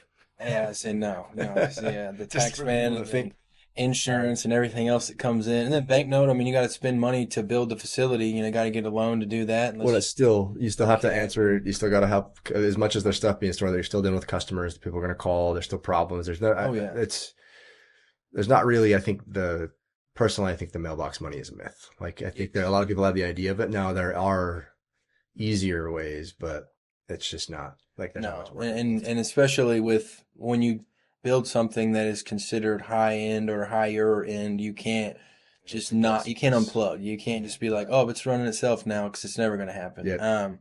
But it was always the goal was to build a self storage and get into that. It's just because it's more of an emotional connection thing. An RV or a boat, times get tough, you're going to sell it. With a couch, grandma's hutch, like those things people want to keep for their lifetime and then give to their kids, and that's the kids' problem, but also the self-storage lockers are for like the small business side, the landscapers, the construction guys, things that, especially like the amount of handymen that we have in that area, like guys that just need a place to keep their tools so they can continue to work. That's kind of what we designed it for, was to be a place to, whether you're using it for business or using it for personal, it's convenient. We built everything how we would want it built. That was from day one. With the storage, we have 60-foot driveways. We could have gotten that down to 30-foot and, built bigger buildings, made more money, but now the spaces are tight. It's not as easy to get in. It's not as free flowing when a bunch of people are in there.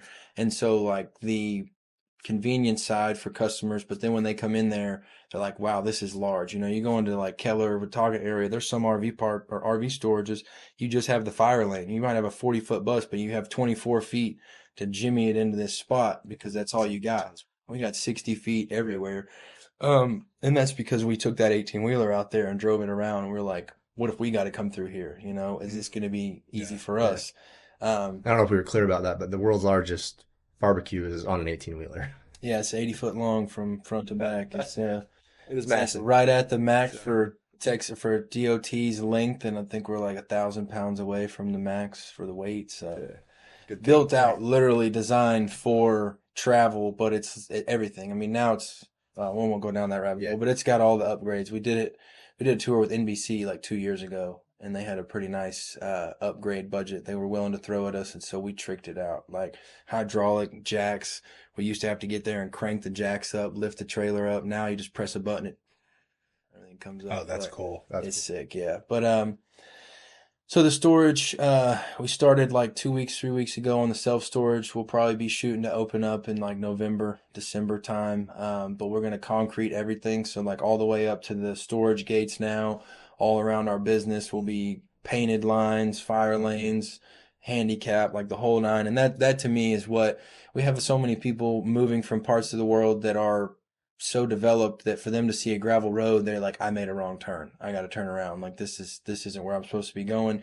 But then maybe they find themselves in the store and they're like, this is what I was looking for. I just thought I was lost. This road would just detoured me. And it's like, that's always been a battle. So I'm excited to not have any question, you know. Yeah. Moving. That road has also been, Oh, it's a nightmare. yeah. You know? I mean, over the last 2 years, it got way worse. But yeah, well, they got neighbors that got big equipment and stuff, and until we get all that buttoned up. But the storage was what we started with in 2018, and what we've built on. But What did it, if you don't care if we jump into the finances and stuff like that, how did you guys get a bank loan on the property, or how did you guys finance everything? Yeah. So, the first phase was just the property that it was built on, and then the same with the self-storage.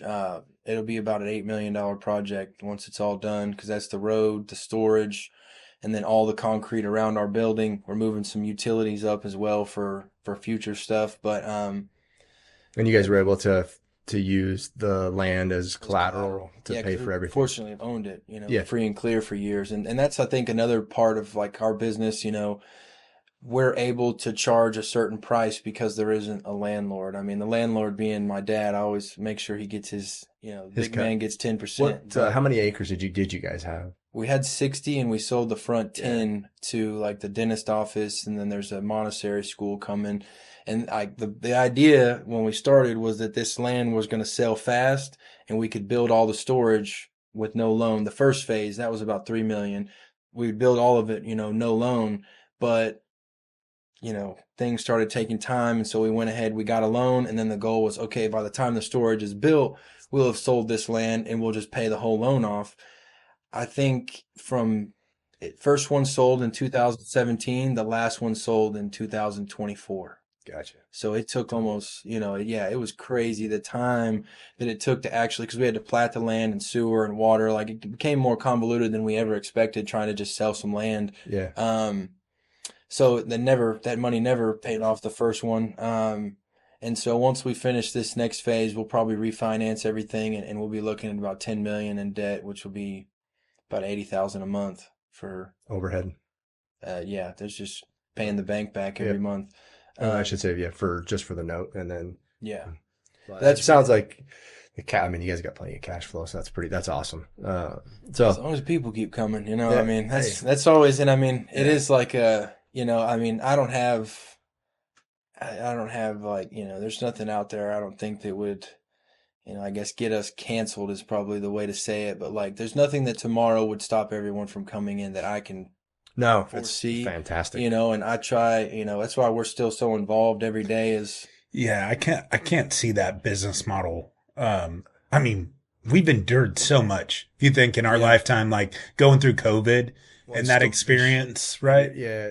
Like, I don't think there's much that could shake us. Still try to say it's recession proof. That's the theory behind storage. But even people that are tight for money, they'll sell grandma's hutch for $100 because they need it, but or they'll let their unit go, right? They just won't pay on it, and then you've got to go through the repo process of getting that. Which that's a nightmare. Yeah, it's all Texas. Storage wars is not real. Yeah, that's. Oh, it's not. Oh, it's all staged. Really? Oh yeah. Oh, I didn't know that. Oh yeah. No way. Sometimes it's Oh my gosh. I was going to pick that up as a hobby next, was to go out to the storage So stuff. they won't sell you like a whole locker. Like they go through it and then they sell the junk that's left. Yeah, and Oh, they, really? they usually also nowadays a lot of it's online. Like you just go online, have to bid Yeah, for it online. you It's bid for stuff, but like It's not like it was. the show was so far-fetched that that's kind of like what created like the hype behind, oh, you could just buy a whole storage unit unseen, sight unseen. It's just whatever's in this thing, and then they pull out a 1,000-year-old artifact that they make all their money back on. Like, no, it's just they plan a lot of stuff, for the show. They, shove a bunch of football cards in the back. It's just because I mean most of the time What I was going to do when I retired. yeah. Took that dream away. Yeah, I mean they do it, but it's not as fun as what was on TV. Yeah. So the storage facilities, though, there's a reason why BlackRock and these massive companies are going, and these private equity firms go after them, because they do have a good ROI on them. They can go in, purchase them. It is a safer. Not all. No, I don't think any business is safe. Yeah, Doesn't it have Storage. the highest retention of all? It does. Yeah, your average client retention, from at least when I was looking, you probably know more now, but I believe the average client retention is 3 years. yeah. Pretty high. I mean, Almost to renters. Well, one of the big things is storage units. like public storage, spare box, all storage, like the big names you just see everywhere. Mhm. They're like every 6 months they'll raise the rent, and Yeah. they're trying to Maximize profit. maximize. And there's so many people that just don't look at it. Yeah. I mean, it's crazy. Like I knew somebody personally had a locker down the street. It was a 5x5 locker that should have been about $25 a month, maybe $35 on the high end. No air conditioning, so it's 25 square foot. It'd be like $1.50 to $2 a foot. So like, I think we said 50 would be like what I would charge for that locker, and she was paying $150 on it because the rent had gone up every month, and she just didn't want to go do the work to move it out of that space into something else. She's like, and I have a friend of mine that's got some nice Italian furniture that he had in his house in Dallas, and now he's beat-bopped around to Colorado and back and all these different places, and he still holds a storage for that furniture because that furniture was expensive when he bought it, and for him to sell it now, he'd lose money, so he'll pay $200-300 a month to keep it, knowing that, well, one day when I get a house, I won't have to buy furniture. So it's almost like an investment back into the stuff you've already purchased. If you don't have a place to put this table and you sell it for $50 today, or do you pay $20 a month for a year, but then you get to keep that table when you need it, like you still have it, you're almost just paying a fee to keep it without having it in your space and having it, clutter your mind. It's psychological. You're playing to the psychology of stuff, right? People love stuff, and you don't want to get rid of your stuff because you have to have it. Like, you don't want to get rid of your grandmother's heirlooms or this couch or that. So it's like, oh, we'll just move it into storage and then we'll use it one day. And for most people, the one day never comes, and they just keep paying. Well, and in high density areas too, like so many, like your garage only has so much room. You only have so much room in the attic. Like there'll be a point where you're like, I need somewhere to keep Christmas supplies or this, camping equipment or whatever. And so once you get a locker and you say you get a 10x10, then you want to fill it because you're like, well, I don't want to have all this stuff in my garage anymore. You start moving it over there. Then it becomes a convenience factor. You're like, I know in this storage unit where everything is because I put it in here when I had to have it, not my garage that's overflowing. And now my wife can't park her car in the garage. And then that becomes a piece, and it is something that, we're in a good area for it. Now, granted, there's two more coming on the other side of the neighborhood, but one of them is like a high-end RV facility, which I've seen those prices, and I don't think that's the other thing is like all of our competition has to come in and buy the land, then build, and then open. We've been there so long, like for us to build something, like we're going to have cheaper rent. We're going to have cheaper products in the store, cheaper gas, cheaper, everything. You have an advantage because we're in a place where like we're sacrificing that little bit where we could be pricing out, get it as high as we wanted, but it wouldn't make sense. We'd have less volume. And you're also driving traffic, right? Which is right. going to feed all the other businesses. And so that was, while taking a small hit over here, your coffee shop, your bar, your restaurants are all making it up for you on the other hand. So which they don't have Right. Yeah. It's giving you a And massive advantage. the coffee's been a good learner because I mean, like we have 2 drinks specifically that our cost is like $3.50, and it's because it's an organic syrup or like everything in it. All of the drinks are organic, but this one syrup cost 20, 30 times what the others cost because they have to take pecans and roast them down and mince them into a powder and mix them in and like a lot more steps.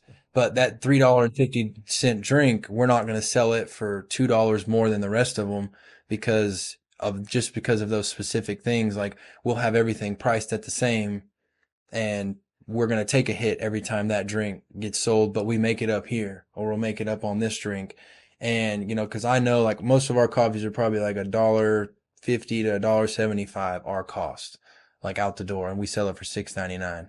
And to have one for $3.50 though, and still sell it for $6.99, that one's almost not even worth selling, but people love it. They love the flavor. They want that syrup. For us, like, I'd rather be the place where these people, this is now their standard for coffee, this high quality drink.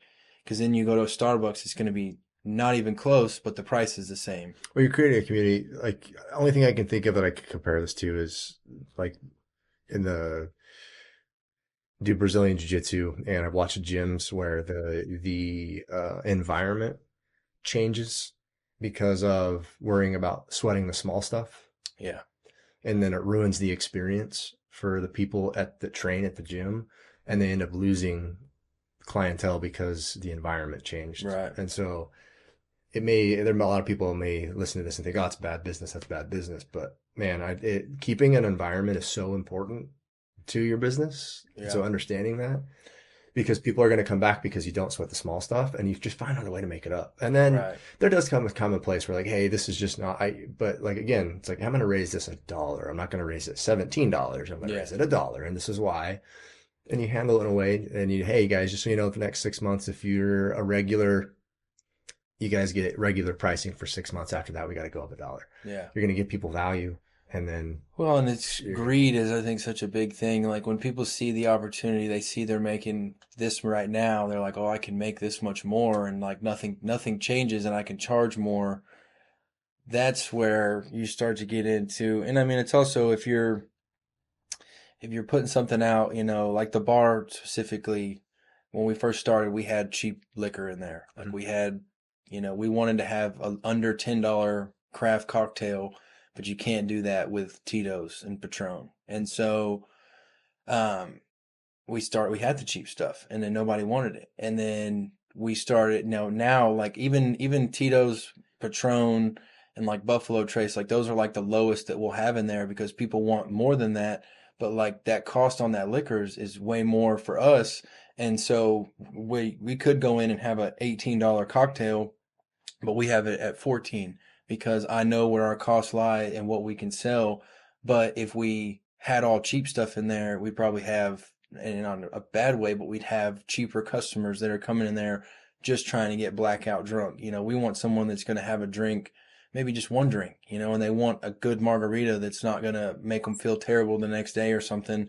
And we get a lot of people that want really fancy stuff. Like they want us to order stuff. And I'm like, this is not a white tablecloth establishment. I mean, we're not going to, we have Blanton's and Eagle Rare, and that to me is crazy, but they sell out. Blanton's. Y'all really have Blanton's up I there? didn't even know. Yeah. I had a client who was a bourbon, and they loved it. And she was like, yeah, I get Blanton. I'm like, what is Blanton? I mean, I don't drink, never grew up drinking. And so I was like, man, I don't really know what this means. Like, and it all tastes the same. I just laugh. Yeah, I agree. Tastes like shit. It's like, that is a true statement. It's so ridiculous, but it's like, it's for some people, and like, so like, that's where we go out of our, like, we go out of our way, and that's kind of my thing is like customer comes first, like all the time. Like, what is it somebody wants? Like, even somebody comes into our store and they're like, hey, I want this grill. Hey, I don't sell that grill, but this guy down the street does. Like that person, I didn't get a sale. I could have tried to convince him to take this, but like, I'm willing to lose a sale, but I've gained the confidence of that customer.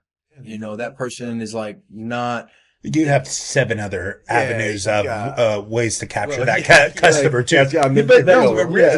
But that's the reality of it, right? You've created an environment, like even if you're not capturing that dollar on this specific thing, you're come back and he's going to spend money with you in 3 other places. Right. Well, right? And one of my favorite things was, or like when we first started was I was like, man, it'd be really cool when people will, get food at the food truck park and then come to the grill store. This is back when it was just grill store, storage, food trucks. I was like, to know that someone like came and spent money twice, even if it was a food truck, but they're making this a part of their day. They came and they supported our business. They supported this food truck's business.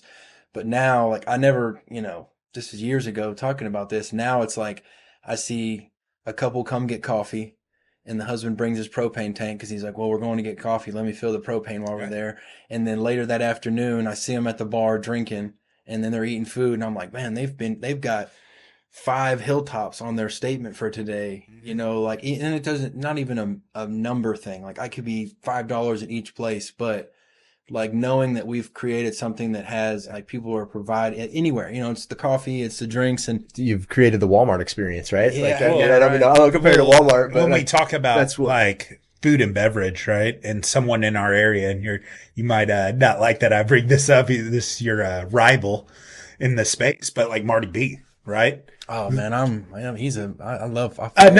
know, but he like for what he's created, like his coffee shop, right? The ice cream, the barbecue, all that. He has like an ecosystem of Marty B followers, right? Yeah. But there's people that have done just what you said. They spend money. Oh, the wife was there for coffee this morning. The husband had lunch there with a business meeting or whatever. And then they took the family out to dinner and they went to 1845, right? Yeah. Like, and they all 5 different statements, but that's exactly what you've created. Well, and what he's done really well with, and I try my best to be, present all the time, but his face, so he's there all the time. And like people know when they see him, that they're going to get a good experience. And if the food is wrong, it's going to be fixed, that minute. But, he's created, like confidence with, I can go to this place and I know what I'm going to get. I know the food, I know the drinks, but just the atmosphere of everything. He's done really well with branding. I won't snitch on his kid, but his son was up there at the coffee shop yesterday, and I almost went up to him. I said, man, you don't want to go drink y'all's coffee? That's awesome. I always try to think about people that watch this that have no idea what Marty's B is. Marty B is more or less a comparison. It's almost an identical business model as yours. Yeah. In the sense that they have an eco. He started with a store, and then they have a coffee shop, and they've created a concert venue, and they've created an ecosystem around a small and all community based. And it started as community based and has expanded to larger, which is I think where you're at, which is expanding. His story though is it's everything. I follow him on Instagram. I watch every one of his videos, his stuff that he puts out. I mean, he had a great point. He said, if you're comfortable with your business running at 80%, then you can step away as an owner. Like if you don't want to be there 7 days a week, 5 days a week, whatever it is, but you're okay with 80% capacity, like that's the only solution to you stepping away. And that's why, he to this day is as involved as he is because he's not happy with 80%. That's a hard thing to being present is the difference, like can't go to Marty B's without Marty B. And I'll say 80% if you have a killer great team. Great team. If you don't, even that, it's not 80%. It's 20%. Oh, and they've got it down. Branded bowls. Oh, you walk in, like how they greet you. Right. Like his training, and he's talked about this when we had the big bash over there. ABA had that, and he spoke to our group. Just the training and his non-negotiables and the commandments that he has, the business commandments of how they follow that. Yeah. His logistical thinking is what I've always been like. He has almost zero waste. Like the Marty B's restaurant, the way the menu's designed, the food all intertwines, and then they take it over to the to-go side, and that's where all the day-old barbecue goes into the sandwiches and the tacos and stuff for the coffee. That's the biggest issue in restaurants is waste. You have food go bad, you have products not cooked properly. So his process is there's never anything necessarily over or undercooked. It's always served just right. but it has a shelf life. He knows how Efficiency. the menu, the sauces, everything is intertwined to stretch it out as far as it can go. But I mean, the story, you know, I don't know if y'all have heard, you know, the story when he started all that, like he leveraged everything to start Marty B's. I mean, he almost went bankrupt starting that restaurant. And then to see the success of it now, like that's part of the just going in and going as hard as you can. Well, just like you talked about, right? You jump off the cliff and build the plane on the way down. Like, Yeah. we've had probably 2 or 3 podcasts where that exact quote's come up. Like, it's just such a commonality to. Sometimes you have a vision and you don't know why you have that vision. Right. And so it's like, hey, I feel like this is a good idea. I don't know why it's a good idea, but I feel really good about it. And that's all you need, man. You just push forward and you figure it out along the way. And I don't think I think the reason why you feel personally, the reason why you have those, premonitions are because I think there's often a larger hand in your life trying to push you towards what you're supposed to be doing. Yeah. No. And so you got to listen to it sometimes. Be like, all right, I don't understand it, but I'm going to run at this and see how it goes. My grandmother was she was the original bad bitch. I mean, she was a businesswoman first, and but I mean, from, you know, looking back at it, one of her downfalls was, you know, trusting and wanting to put everybody, you know, their best version forward. She always thought everyone was going to do right by her, and she got burned a handful of times, and, you know, learn from that. But the way that she was committed to what she wanted to build, I mean, even now seeing these letters from the 70s, what she had drawn out as a master plan, you know, she got 90% of it done before she lost it in 2001. And so, like, with what we have out there, I mean, I love the idea of like a mini city, but I almost just want it to be the center of our town, North Lake, like what we have. Yeah, you're okay with what You it know, is. like, yeah, but where we're headed, you know, I mean, the food truck park and everything, it works for where we're at now, but like capacity wise, it's not going to last 5 years from now. Like, there will be way too many people. Yeah. There'll be, you know, the bathrooms aren't even going to, you know, even if we expand the bathrooms, make indoor seating, do all these things, it's not big enough. You know, we have to go bigger. And so Interesting. that's part of I did a presentation like probably 2 months ago with the town of North Lake, presenting our master plan for the rest of the property, because we've got about 40 acres we want to develop. And in that is kind of like, I guess, like a hospitality hub, you know, where instead of food trucks, we have indoor venue with vendors inside. We have our own, you know, like, yeah, but make it 365, you know, 2,000, 3,000 people is a normal Friday night. Like, it's not going to feel crazy, but, you know, we'll take parts of what the stockyards are and take what we've created and like just give people like a destination within their own town. You know, like it's what Marty's is now, is everybody in Bartonville is at Marty B's on a Friday night, and that's because it's a community gathering place.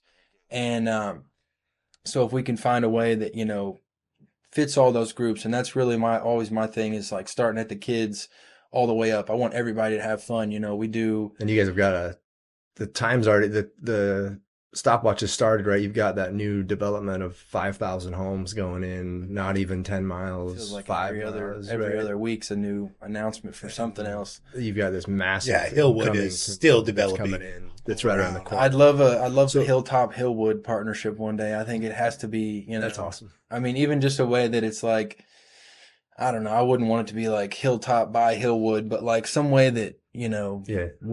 because that's a big part of North Lake right now, is they want to preserve the history and the town. And I've said, you know, in a non-ego, you know, we are the history. Like, my dad is literally Well, it's not. been there 50 years, A lot of, you know. there's a lot of history entrenched in that property with the Dude Ranch and With everything, you know, the whole area, like our road, Thompson Road, the Thompson family, they'd been there like 100 years when we moved there.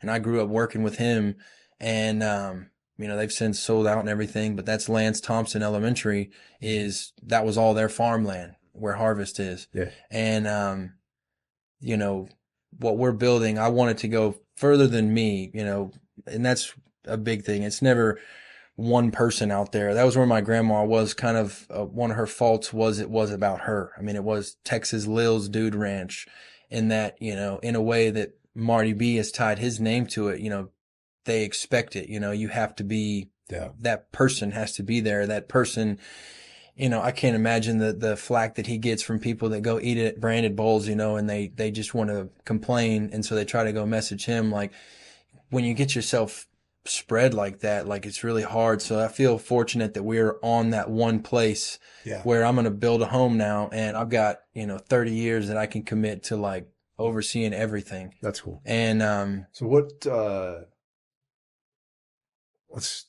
what do you think the biggest? Let's start with the biggest lesson learned from your storage units that you've learned so far.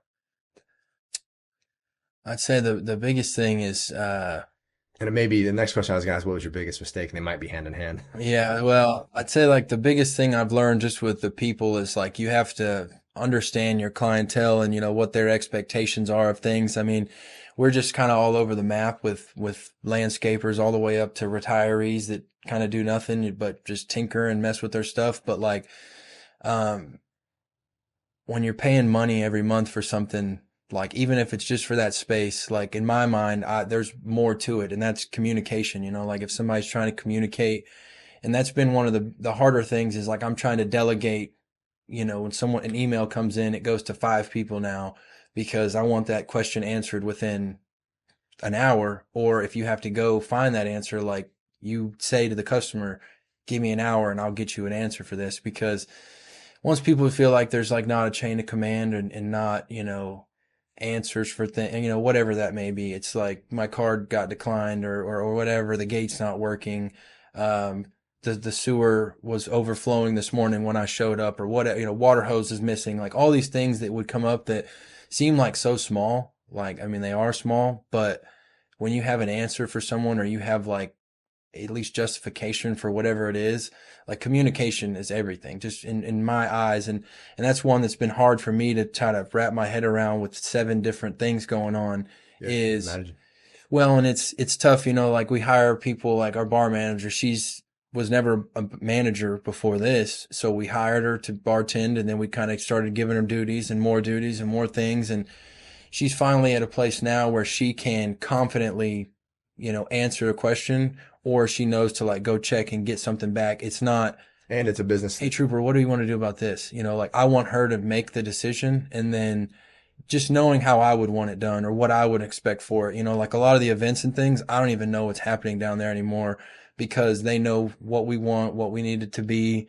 That's a gut feeling though, I bet. Like knowing that while you're still involved, you're not having to be involved. It's just such a minute. Not having to micromanage it. Yeah. Well, and I take a lot, like my dad gave me the reins at 21, 22. I mean, he was like, all right, you've got this storage thing figured out. You got it? Cause it was me and my mom the first 2 years, and it was just checking people in. Oh, here's your space. Here's your number. See you in 6 weeks, 6 months. Like some people I haven't seen in years, and they've had spaces out there. Right. But at 21, I kind of got a little cocky, I'm sure, and was like, I can do this by myself. And he didn't let up. He said, all right, you got it. My mom stopped coming into the office. They started traveling more. And then it was really on me to like figure these things out. And then, when we got to the grill store in 21, it was. So let's jump into that. So yeah. I guess, well, before we go away from the storage units, you've got the new self-storage that's being built, everything being added to it. We already kind of went into the financials of it. Is there a mistake that you made that you wish, like, hey, this is a really good learning lesson that maybe someone's watching would getting into the storage unit they could learn from? If not, we'll move on. Well, no, I mean, we wasted a lot of money. What I'd say, like, our biggest waste is, well, with the new way of the world, we built the original storage in 2018, like with I think we may have had a permit, but we didn't like ask anybody. We just started and we did it, and we learned we should have made them a little bit deeper. We should have made these a little longer. I mean, you really got to build it for what your clientele is. And so like running censuses, spending the money, and figuring out how many RVs are in this zip code, how many boats, how many drive through the neighborhood, see what's in the driveways of these people's houses, like go to other storage facilities that you want to mimic. Don't go to the junkyards and look at all that, because that's just not customers that you want. You want to price yourself, because you build it cheap, you're going to have cheaper customers, and you're going to have that clientele type of problems. And even if it's not theft, it might be just junk junk stuff sitting in a space. And when someone comes in with a nice RV, they don't want to be near that guy because they're like, oh, that's going to have, rats, or he's going to be working on it. Yeah, you're going to mess my stuff. And so, building it one for the client that you want is number one. And so we built the first place, us having a history in RVing. When we traveled with the smoker as a family, we went in an RV. And so we stayed in these RV parks. And my dad he has thousands of pictures just documenting things. Look at this dump station. Here's how this electric set up. Here's how this awning was. And oh, look, it doesn't have a lip on the front. Did he know so this is clearly something he wanted to do. I think the first plan was in like 2010 or 2011, and it was called Sunset Secure Storage because we got a nice sunset up there. But Gotcha. So there was we actually opened up as Sunset Secure Storage in 2018, and I remember telling him, I was like, "This is a lot of words." It's like, this is Sunset Secure Storage Solutions was what it was, and I was like, "That's just too much." Yeah. And so I actually made the Hilltop logo on Microsoft Paint that we used for like 3 years, and it was just, I typed in Hilltop and I took out the O and I made it a little lock, and we put a little house over it, and like we ran with it. I mean, and my parents, they probably didn't care at the time, but they had the confidence in me to be like, okay, that'll work for now. And good for you. And it played out. And then so with this new phase, like a lot of the customers that we're trying to build for, we know there's a lot of classic cars in the area. We know there's a lot of guys that have handyman services or carpenters, or there's so many different things people are doing that we tried to build it not to fit your clients. Yeah, but not to be specific to like huge tall bays, to where these people wouldn't be able to, use all this square footage because that's just metal and cost to build it all the way up there if they can't fit an RV in there. So we have like 30 spaces in this that'll have 10-foot doors, 12-foot wide, and those are dedicated for big RVs and boats, which are probably already going to be full. Once we break ground on construction, we'll start pre-booking, and I already have boats and RVs that are ready to move into it. And then we'll free up, and I've got 45-foot spaces in the back that have a 20-foot boat, because they just wanted covered and that's all we had. Mm-hmm. And so now I'll free that up for another RV when the time comes. Because we've been full for 5 years, just putting people on a wait list, and maybe every 6 months someone moves out and we got to call through the list, and 6 months everything changes. I mean, every now and again we'll have somebody that like ready to jump ship and they move out of their storage and move right in with us. But most of the time it's people are like, oh, well, I already found a spot, so we just keep adding to this list, which I hate to have and not have something. But I'll recommend 3 other storage facilities to people just because they know like, oh, well, at least I got something coming up here. It wasn't a waste of time. That's cool. And I think that's the biggest thing is, it's all about connections with the customers, with the vendors. That's a massive advice. And that translates to our business too. Like, you choose your clientele, right? Yeah. And if you are going to choose your client, I want to choose a client that's going to pay me well, that is going to be easy to work with, right, that is going to love what I do and appreciate it and not complain about it and be understanding, right? You want, like, now that's a hypothetical. There's a lot on me to make that happen, but sure, you also can choose a client that's not like that at all, that has a history of a problem. Yeah. And it's really easy, real quick to find those clients, and you can price accordingly, and you're going to automatically price that type of person out pretty fast if you understand your client, where they're at. It's great advice. And one thing, like specific to the roofing thing, like I always feel like people will use who they know. You know, they don't want to use the drive-by roofer that's in the neighborhood for the weekend because there was hail 20 minutes north of here, and he's trying to sell you. And like, to get up on a roof and tell somebody, hey, like, you don't need it today. Like, that right there is to me, that person will call you back before they call anybody else. Because like when we lived in Harvest, we were trying to sell our house, and I had to get the roof redone, and I had 2 people tell me the roof was totaled. Like, oh, it's shot, man. You need to freaking do the whole thing. And then I had another guy come along, and he was like, honestly, it's fine. He goes, why are you wanting to look at it? And I was like, I'm trying to sell the house. And he goes, well, if you want to sell it like with a brand new roof, that's one thing, but I think you could sell it as is, and they'll do an inspection and they'll note a couple things here and there, but it's not going to break the deal for you. The roof is not bad. And I went ahead, my realtor said we need to do it. I went ahead and did it, but I went with this guy because I was like, you were at least honest enough to say you don't have to do it. Yeah. Everyone else, they go up there and it's done. You're shot. Same thing. I mean, it's with anything. You can't sell them all these hopes and dreams and then give them half. Because then they're just the letdown, disappointment. And that's what it's sometimes hard to see past the business opportunity in front of you, because you're afraid that it's going to leave. Yeah. Right. But there was a quote. Come back. Yeah. There was a quote that I just put up the other day, and I forget but it's pretty much business deals and business opportunities are like buses. The next one will be along the way. Right. Yeah. Yeah. It's going to leave and nothing's going to come along. And you just got to be patient and understand that I can either piss the bus driver off, right, or I can give him good advice and he's going to go along the way and he's going to remember you and be like, hey, that guy, and either you get a referral out of it or they call you back later on. And another business opportunity comes along, you pick that one up, and then all of a sudden you've got this one over here calling you back. Like, hey, remember when I talked to you a couple of months ago, a year ago, whenever, I'm ready. Because that time will come. Yeah. I mean, we see that. I'd say a lot of our storage business, specifically the RVs, are people referred from other customers. They're like, my brother-in-law's here, my neighbor's here, or something's here.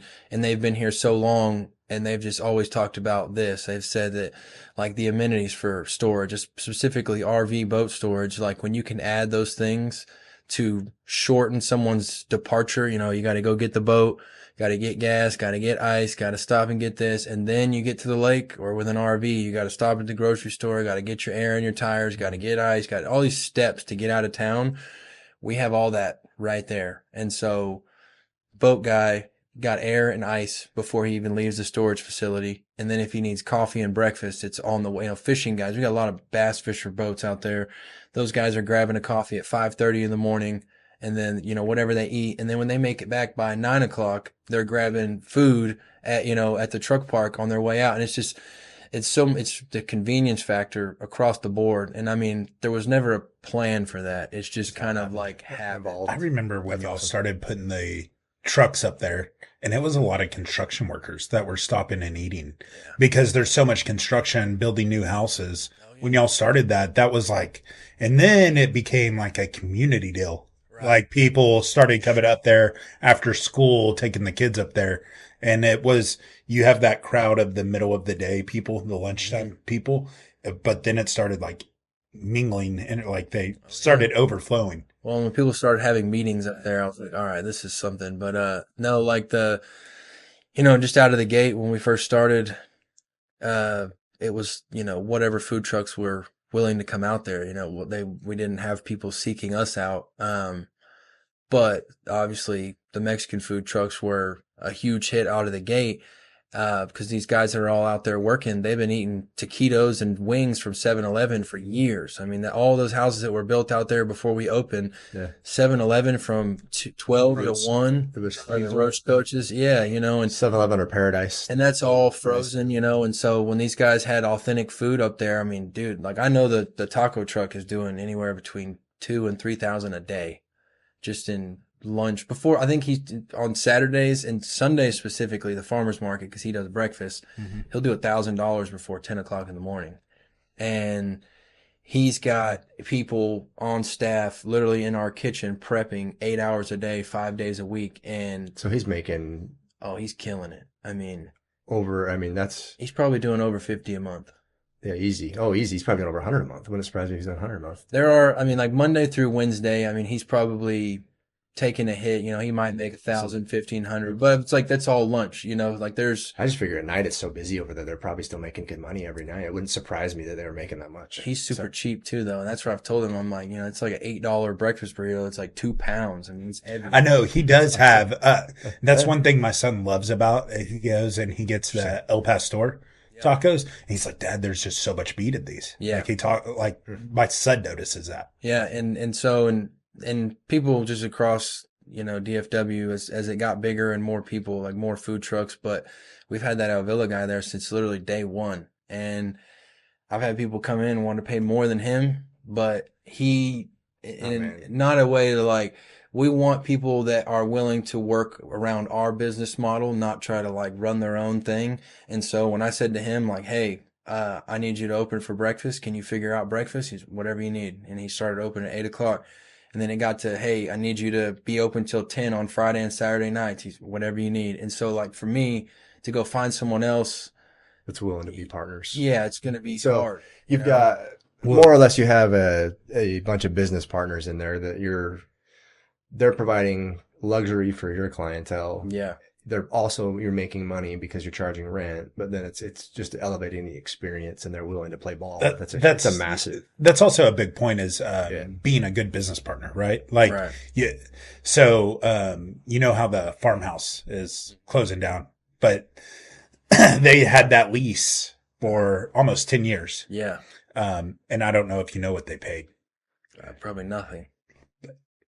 As close to nothing as you can get for that. Figured, yeah. Like it's. Well, I heard they like your car insurance. Oh gosh! Well, I heard they made them close because they wouldn't open on Sundays. Well, that's the thing. They weren't opening. So that farmhouse is owned by the HOA. Right. It's considered a HOA amenity, and they were having events out there and different things. And they're like, "Hey, you need to be open for this because we need access to the bathrooms. The residents need to be access to buy stuff. That's what this amenity is for." And they refused to do those other hours that those events were coming in. And they were like, okay, well, this is where our partnership is going to end. Yeah. And yeah. Well, but I felt like it was terrible timing. I felt a little guilty when I first read it because I was like, man, we opened and then the other coffee place opened. And I was like, man, are they making them close? What is it? Function? Yeah. Is the other one? Yeah. They were like, the timing of it, I was like, man, we opened, then he opened, and then they closed. I'm hoping they weren't shoving them out for that. But then I'd heard, but Sundays, I know they're a pretty religious. Well, that's what they felt more led to open a church instead of a coffee. And they weren't making much money at all, which is so surprising because if you give an entrepreneur that spot in the neighborhood, how seamless would you or I have made it to drive up? You've already had your coffee. You're a rewards member for a Harvest resident. Might have printed money, right? Because they're by that amenities. I would have made sure everybody was getting their coffee before they left the neighborhood. Yeah, right. For sure. Like it would have been a drive up here, that 151 kind of experience, right? Which they have taken the Chick-fil-A model and applied it to coffee. Yeah, right. Well, that's a good one to base everything off of if you get into coffee. If you figure it out, they've got like $100,000 espresso machines in those 151 coffees. Oh, wow. I didn't know that. And they are but they're all computer. You press a button and it'll make 6 espresso shots. And then they have it's called an Eversys machine. And just the machine is 30 or 40. Like 30 is the base. They go up to like 50. But the machine sits on the counter, and then you get a fridge that goes underneath, and it has milk bottles. And so if you want a latte, you press latte. It pulls the milk, froths it, heats it, drops it in at the perfect time, and it's all done for you. So, there's no guessing. There's no, training is very easy, but when that machine goes down, it's not, $5 part and an hour of service. They got to take it apart like a Bugatti, man. It's expensive. But when we were doing our research, they were like, oh yeah, 151 has 4 of these. I was like, what? And it's a big. They're pumping it out, yeah. Because people don't want to wait. It's 90 seconds is like, all right, what are we doing? All right, come on, I gotta the second you pay for that drink, the timer starts, and we do the same thing with our place. I'll send people through all the time. I'm like, hey, are you going up to the coffee? Will you hit the timer right when you order your drink? Or if the line's long, start it when you start there and then hit a lap when you get your order in. And then I want to see what's your timeline? And the worst I've seen is 12 minutes, which is not okay, but for only being open 2 months, I was like, so we got a whole nother espresso machine coming just for the drive-thru. That's the remedy to cut those times down. Cause I understand before school is no joke. You got to get there at 8 o'clock or 8:15. That's when you got to be there. If it happens one time where that line is the reason that you're late, you won't come back, or you're not going to come back before school. It's going to be after school. And now it's only mom's coffee. It's not mom's coffee and the kids drink and the kid food. We want everybody to be able to come, and the time never change, whether it's during a rush or you're walking inside, the less than 5 minutes, you're going to be served out the door. And they've mastered that for sure. So, no, it's okay. I'm totally fine with it. It's actually kind of got onto the businesses. the grill store. We'll back it off a little bit and go back from where you guys went from the storage units. At what point did you say, hey, I want to do a grill store, and how did that come about? And then let's start into that. Yeah, so we had so when we were selling propane and what else do we have in the store? We had like small RV hoses, adapters, and things. This is a 2,500 square foot store that was like empty. I mean, like I had slat walls for shelving and everything installed, but we had one section of it full. And so like end of 2020, going into 21, the storage was like 95, 97% full. And we were like, what can we do in here to get the non-storage customer to come into this store? And my dad already had a line of rubs he'd been producing for years, but we never really pushed on the retail side. He had a handful of retail accounts, but a lot of wholesale, like restaurants were buying it. And so we were like, okay, let's start with the rubs. We started bringing in mass bottles of all of his rubs, his 4 that he made. And then it was, well, what are the people going to know? Because like nobody knew who he was or knew the rub. I mean, now that's the one people buy because they know it's us. They want to buy our rub compared to a Meat Church or compared to a Cosmos. But in the beginning, it was like, we need those other brands in here to show like some legitimacy, that this isn't just some rub that we make in the back here, you know, like, no, we have other brands. We have name brand stuff that you'd see when you go in the store. It's not gas station side of little beef jerky. Yeah, exactly. And so we slowly started with, we had our grand opening in May of 2021. I just saw a picture recently. I think we probably had 6 grills on the floor, like 4 smokers and 2 gas grills. And these were just people that my dad had known in the barbecue. He has a lot of connections with Big Green Egg. So that was one of the first ones. We had Big Green Egg in there. We had Smoking Brothers was a company out of Missouri. We were also trying to stick to like smaller brands, but you don't have a lot of margin on a hometown, you know, company making it, because you got to sell it at, you know, what they want as MSRP. Yeah. You might make $400 or $500 on it. But at that time, it really didn't matter, because I was like, all right, we're trying to sell, we just want new people, new faces in here. And so it was about a year of grill sales. And I think our first year we might have done like 40,000, which was only like May to December. And so it wasn't crazy. It was nothing really. Like we were looking at it like, man, this isn't worth it. But the numbers weren't. Like we had the inventory, I was selling grills, you know, I'd sell $2,000 grill every other week, once a week. It was, you know, making sense, but the numbers weren't there. We didn't have as many people coming in the door as we would hope or wanted. And so, actually one of the first ones was Hurtado Barbecue. I think he was the first one. He brought his food truck up there, set up in the driveway, and it was, all right, let's get people to drive down this 1/4 mile of road for food truck. And then if they got to use the bathroom or want to come inside, they'll come into our store. And so started with 1 truck, then it was 2. And then those 2 were like, hey, I want to come every Saturday. And we're like, oh, they're doing good enough that they want to keep coming here. Is there, I've never dealt with food trucks in that sense. When you originally do that, are you paying them to come to you? Or are they just showing up hoping to make money? How does that relationship work? Yeah, in the beginning it was free. We were just letting them come out there and set up and sell. But then they also are like taking the chance on like, all right, I'm going to go set up in this gravel parking lot. Okay. Even if I don't pay any money, I might waste all this food today. And so, but it was pretty quick that like the first few, I mean, Hurtado had a line. It was crazy. Like I think that was a good catapult for us, was it brought a bunch of people up all around the Metroplex. Yeah. And it was insane. And then we had, yeah, dude, in the Harvest Post, they're always selling the barbecue. I told him that was one of the best things he ever could have done, bro. No waste. He would take every food home. Oh my gosh. And all he had to do was just have the guys pan it up at work.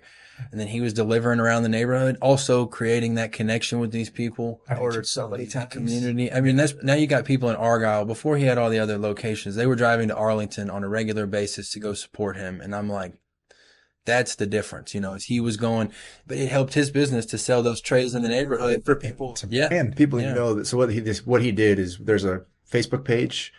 We all lived in the neighborhood. It got put up there. He started putting out that, hey, I've got X amount of food. Who wants it left over? And it would be gone in like 5 minutes. 5 minutes on Facebook. Well, that mom that was like sitting there at home, oh crap, what am I going to cook tonight? Or it's been a long day. We had baseball practice. We had football practice. Yep. And now you are solving a problem for them. Yeah. Not only are you bringing the convenience of that right there, they're going to automatically think that food tastes better because you are solving a problem for them. They're going to, it's an experience, right? And how are you creating an experience as a restaurant owner in someone's home? Like, that's not usually what you do. You're creating an experience in your restaurant. And I have no experience in the restaurant world, but I saw it happen firsthand. If there's anything I can say for a food truck or a business that wants to sell their leftovers or find someone that lives in a good neighborhood that will post on Facebook, man. It worked. Well, he did it so well. It wasn't like, hey, I've got all these meats and all these sides. It was family 2 to 4, 2 to 4, 4 to 6, 6 to 8. Pick 2 meats, 3 meats, 4 meats, and sides. You're going to get these sides, choose these sides. And it made it so simple. There were so many times where me and my wife would get a 4 to 8 person because I would get dinner that night, and then we'd have leftovers the next night. And then by the third day, I'm just, heating whatever meat up with eggs. Like, I got, $120 plate that we stretched out over 3 days, but I knew he was killing it whenever, he stopped delivering them and he had his team coming out in a Sprinter van. I was like, oh, this is going well. Well, now he's got 3 locations or whatever it is. Yeah, he's got the stadium, then Arlington, Mansfield, Fort Worth, Argyle was supposed to be this winter. So that'd be the 4th one. But then Loma just opened at the stadium. Yep. Yeah, well, I just saw him the other day, man. And he did the book? He's never, the book. He's got his stuff in Central Market, I think. But I just saw him weeks ago, whatever. And he's on Whatnot. And he was like, hey, man, any of the sauces or rubs that, if you got like 20 or more and you can't sell them, I'll buy them from you and put them on my Whatnot. And I was like, why are you doing that? And he goes, oh, I'm the #1 dealer on Whatnot. And I was like, what? And he was like, my rubs and gloves and all this other stuff. But he comes from a marketing background. He's got, a whole decades barbecue before he started barbecue. Whatnot, like the live shopping thing. Like there's, I don't know if you guys follow Gary Vee or not, but he's been preaching about it for like 3 years, 2 years. And like, it's just catching. I don't even know if it's catching on, but it's definitely catching on more than it was. And dude, it is. I had to delete that. It's $1 billion. I had to delete that. I wish I could delete Facebook because I'm bad about Marketplace. But like another one is Gold Belly, which is like, Cat's Deli in New York. If you can never get to New York City, you want a Cat's Deli pastrami sandwich. They send you vacuum sealed bread, the meat, the sauce, all broken down. And you can put it together at home. But you get a Cat's Deli sandwich. And so I think he's told me it's not necessarily the best on there, but like that's one that like people in California, Colorado, whatever, you can go on there and you can order barbecue from Texas and have it shipped to your house. And like that's now becoming a thing. Is everybody wants to try food from around the country. Like you go to New York, there is a ton of food in New York, like pizza, cookies, bagels, all that stuff's on Gold Belly. And I feel like that was, he's cutting edge by delivering it to the neighborhood. That was. And now he's delivering it like nationwide. Yeah. And you got someone that literally just hand-fed you, not just hand-fed you, but brought you a ton of business and started pushing the barbecue. So what effect was his business on your business? And then where's the barbecue at? Where's the store at now, gross-wise and profit-wise for you? So the grill store, 21 was like half a year, and then 22, we probably did close to 100. And then, it's, I don't think we've had anything less than like 250 since then, but it's really built up it's the pellets, the charcoal, the fire things you have to burn up, it's just like people are coming in all the time for them. But after a year of burning pellets through their old grill, it blows up. They're coming to us to come and replace it because they're like, I've been buying pellets here for a year. I've been looking at this one for a year. I want this one. And then, we do free delivery for our local customers, and that's a huge selling point for a lot of people is they don't want I was just going to say, do you copy the same model that Hurtado did and just start delivering stuff? Yeah. And we won't go too far. I've bitten off more than I could chew a couple times. That one time I sold a grill to a guy, and this was early on, and I was like, yeah, we deliver, man, wherever. And he was like, all right, cool. Here's my address, and ran his card. I should have typed it in before I ran his card because he was in like deep North Richland Hills. Okay. And I was just me. I don't even think my brother had started working with us yet. and I go to deliver the grill. But cool story. He's the Dalworth Clean. You remember those? Dalworth Clean. Yeah. That's him. Oh, that really? was his brand, yeah. Huh. And he was like, yeah, man. He lived in this house in North Virgin Hills for like 30 years up on a creek. And 8, 6, 7. Yep. Yeah. He sang remember it. that. He goes, "Do you remember this jingle? little jingle?" And he sang it, and I was like, "Yeah, dude! Like every day of my life as a kid." And he was like, "Yeah, that's me." I was like, "Wow!" I mean, it's cool. I mean, so Small world. it sucked to have to go deliver that grill that far, but then to be like, "Oh, I met like a kind of a Texas legend for sure." I mean, those commercials North ran Texas for sure. Yeah. so much when I was a kid. That's funny. And then just a super nice guy. He's like Mattress Mac for us in Texas. Yeah. Oh yeah. I mean, it's crazy. And that's a lot. It's fun, it's the connections and stuff we make with, I feel like there's never a bad deal. Like everything happens for a reason. Even if you sell a grill and you accidentally had the wrong price or something and you sold it for cheaper than it was supposed to be, like that person is going to come back around. It's like, there's no bad, customer interaction. I mean, like, especially as long as you just leave it on a high note. But with the grill store, it was never, we've almost kind of taken another turn now just because we're getting so heavily, like we do a lot of farmers markets. Now we have farmers market vendors. They want to be in the store because they're like, well, we sell a lot on Sundays, but we want to sell the other 6 days of the week. Could we put this in there? So we've got bread, we've got meat and pies, all kinds of things. It's turned almost a little marketplace. Oh yeah. That's awesome. Now, my dad's always loved the Amish market. So that's kind of the vibe we want, like going back to local. Instead of going to Benny Keith and ordering all of this stuff wholesale and then us, putting it in our store from some big corporation, like we're going to plug all these small. You have Susan up the road that's baking breads weekly and keeping it fresh in there. Oh yeah, dude. And I was about to say there is a Susan, but we have three people doing bread now. And like, I know one of them, she kills it. She told me she cooks 6 days in a row, like 8-10 hour days, sells it all on Sunday at our place and then starts again on Monday. We talk about her all the time. Yeah. Like I think she makes, this is all third hand knowledge, but $4,000 a week, $4,000 to $5,000 a weekend. No, I mean the bread thing is, and that's everybody going to like health. They're health conscious right now. Everybody's like, oh, if I can make sandwiches healthier, I'll do that. If I can have toast, and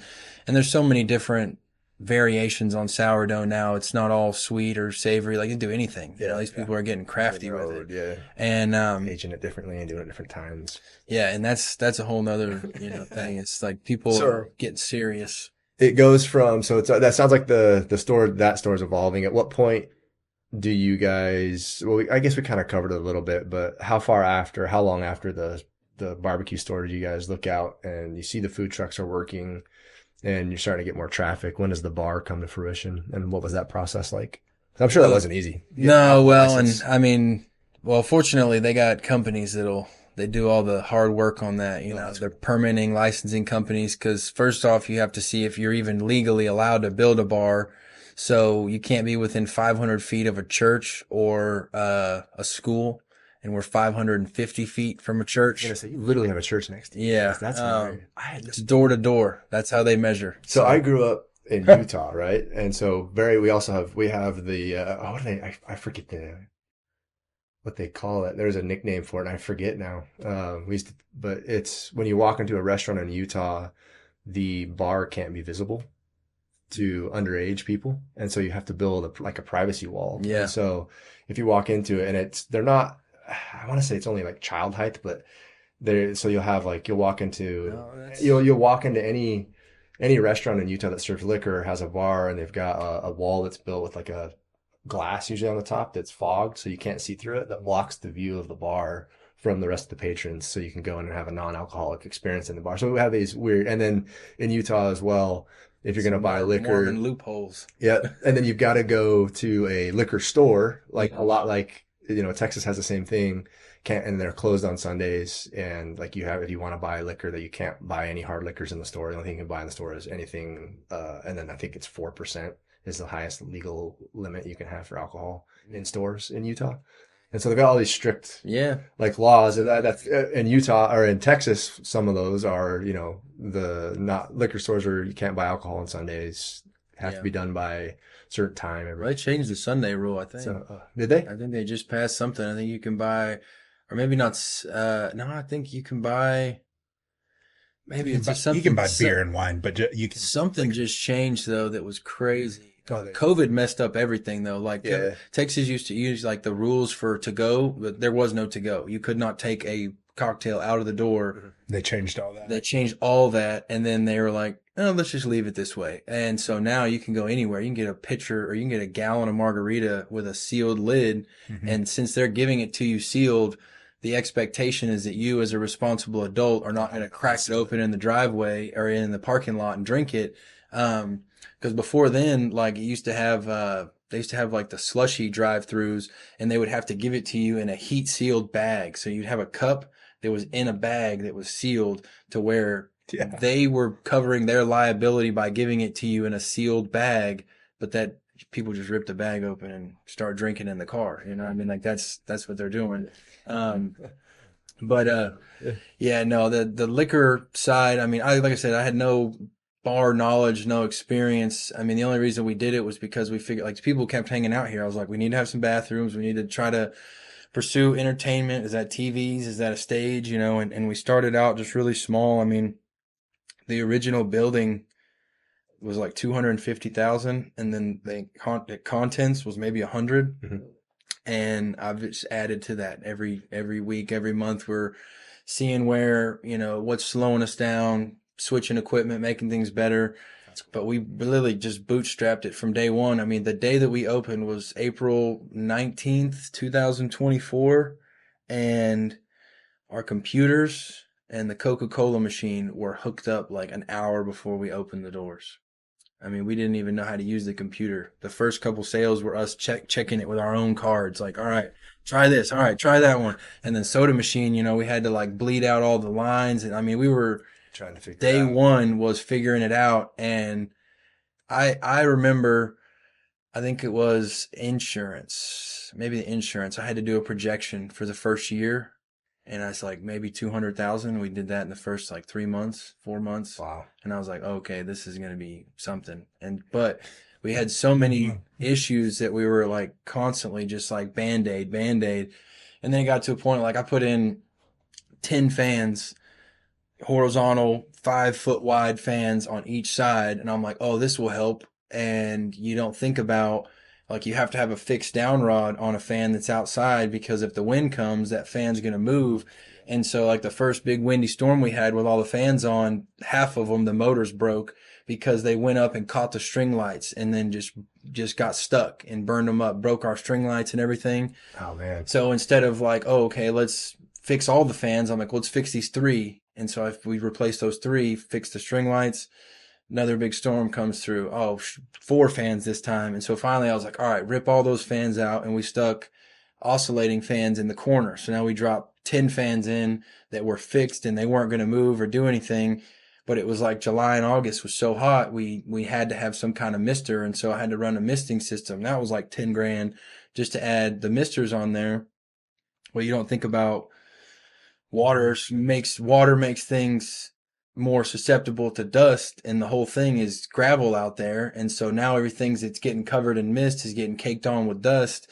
And so I've got like TVs that were getting messed up, or my, you know, isinglass on the side that we kind of had for rainwater and stuff were just getting covered and nasty. And so it's like we make these strides to make things better, and then you kind of learn, oh, we should have done this, we should have done that. Like you won't learn things without spending money making the mistakes. I mean, you could sit there and talk hypotheticals all day, but like actual trial and error is everything.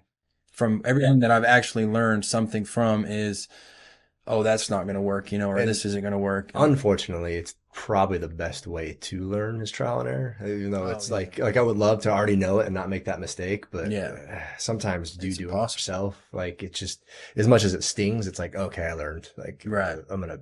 Well, the more expensive the lesson, the faster and harder you learn. I mean, it's like with the bar, I mean, even now, I mean, like I had to get new insurance, and, you know, everybody's like, oh, it's so great what you do with these bounce houses and the bar and the food truck, but that insurance is double what I make a month, you know, or I'd say that at one point, but it's like $10,000 a month that we're paying in insurance just to cover the what if.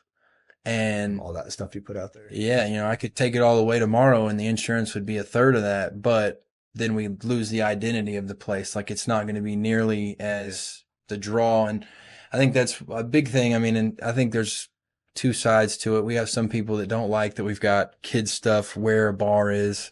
And then we have the other side that loves it. They're like, I want to bring my kids. I drink at home in front of my kids. I'm going to drink, but it's all about how you do it. Unfortunately, like I've never looked at it that way. Well, we get people like just the other week we had some lady that she was there with a group of friends and she was looking for her car keys. That's how Carson saw her. She was looking at her, yelling at everybody looking for her car keys.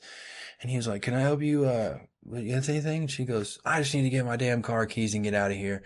And he goes, "Well, I'll help you look for them. Where do you think they might be?" And her friend was like, "Well, did you leave them in the car?" And she goes, "No, let me go check." And so instead of just going to check, she grabs her kid. And that's when he calls me and he goes, "Hey, I think this lady's trying to leave drunk with her kid right now. Like, what should I do?" And I'm like, at the end of the day, like one, it's not our place to intervene in every person's life because we've bought plenty of Ubers for people, but this woman was not he offered an Uber. We'd offered, we'll get you a ride home, blah, blah, blah. And she was not having it. And then finally it was one of her friends that had stepped up or the husband or something. And he was willing to take her home. But only reason that happened was my guy was there going, she should not drive herself home or her kid. Is anybody at this table of adults see the problem with this? And then they were like, okay, yeah, you're right. Somebody will help her.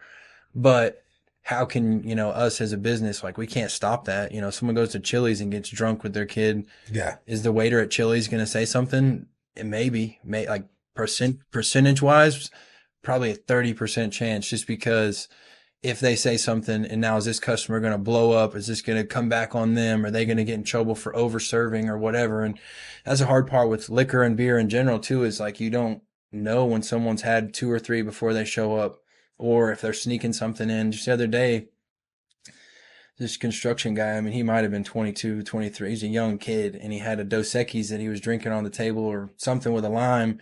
And then I see him pull a buzz ball out of his pocket. And he's like going to chug the buzz ball before, I don't know, with his beer or something. And I walk up to him and I was like, "I know you didn't get that here." And he was like, "What? Well, I got a beer." And I said, "But you didn't get that here." I said, "We don't sell that because those are crazy. Those are high alcohol, sugar." And I was like, "We don't sell them because it takes 3 or 4 and you're gone." And he was like, "Well, I'll pour it out, or what do you want me to do?" And I was like, "Well, you've already cracked this one open. I'm not going to sit here and tell you got to leave on it. I appreciate you trying to support the bar, but I said, if anybody sees you out here with this again, they're just going to have to ask you to leave." But then on a Friday night when there's 300-400 people there, like, how do you manage that? Yeah. We have security guards now, but honestly, the security guards are for the kids. It's to watch the bounce houses. That's to watch, because like people treat it like daycare. They show up and they go straight to the bar or straight to a food truck and the kids go to play. Parents are out of sight, out of mind. And we're very fortunate that whenever there's a kid the kids can't find the parents. We never have parents that can't find the kids. So it'll be a kid that never saw where mom and dad sat down, and now it's been an hour. They've been on the bounce house and they don't know where to go. And so they go up to the DJ like, "I can't find my mom." And, we get on there 5 minutes, mom's running up to them and grabbing them. But it's like the parents get so comfortable out there. Like, how are we supposed to, manage that for them? Or do we, now it's like to have a bounce house attendant standing there. "Oh, this is your kid. All right, here's your wristband and here's your," like that's a whole bunch of logistics that would never actually play out. It would be more cost on our side. And now parents are going to be like, "Well, now it's too hard to come up here to bounce, get on the bounce house. So we're going to figure something else out." But that's hard. It's a double-edged sword, man. You really have to, it was early on. I think the first time I was probably like 2 weeks in, I had to call a guy an Uber, and I was like, "Oh, this is the business we've gotten into is guys up here for 8 hours, been drinking all day." And this was a lapse in maybe management, I guess, but morning bartenders served him, 5 or 6 beers, whatever. They go, "Hey, we're closing out. Do you want to close your tab before the night girls come in? Or, we're leaving." And "Oh, y'all are leaving? I'm going to get out of here." Closes his tab, walks around. And, "I'm going to stay for another beer." And now he goes up to the bar and these girls are thinking it's his first beer because now he's caught the night shift, starts a new tab, sits there, drinks 5 or 6 more, and by like 9 o'clock at night, this guy was asleep on the bar. And I was like, all right, does anybody know his name? Anybody got any information? And I was like, hey man, you got your wallet? And he pulls his wallet out and he gives me his ID. I call a Lyft. I'm like, all right, we're going to send you home, man. It's like $20 Lyft. And I'm thinking, all right, nothing could happen here. I get a message like 5 minutes later. Your friend threw up in the lift. I'll have to charge you the cleaning fee. So it was $120 lift for them to go from Hilltop to Harvest.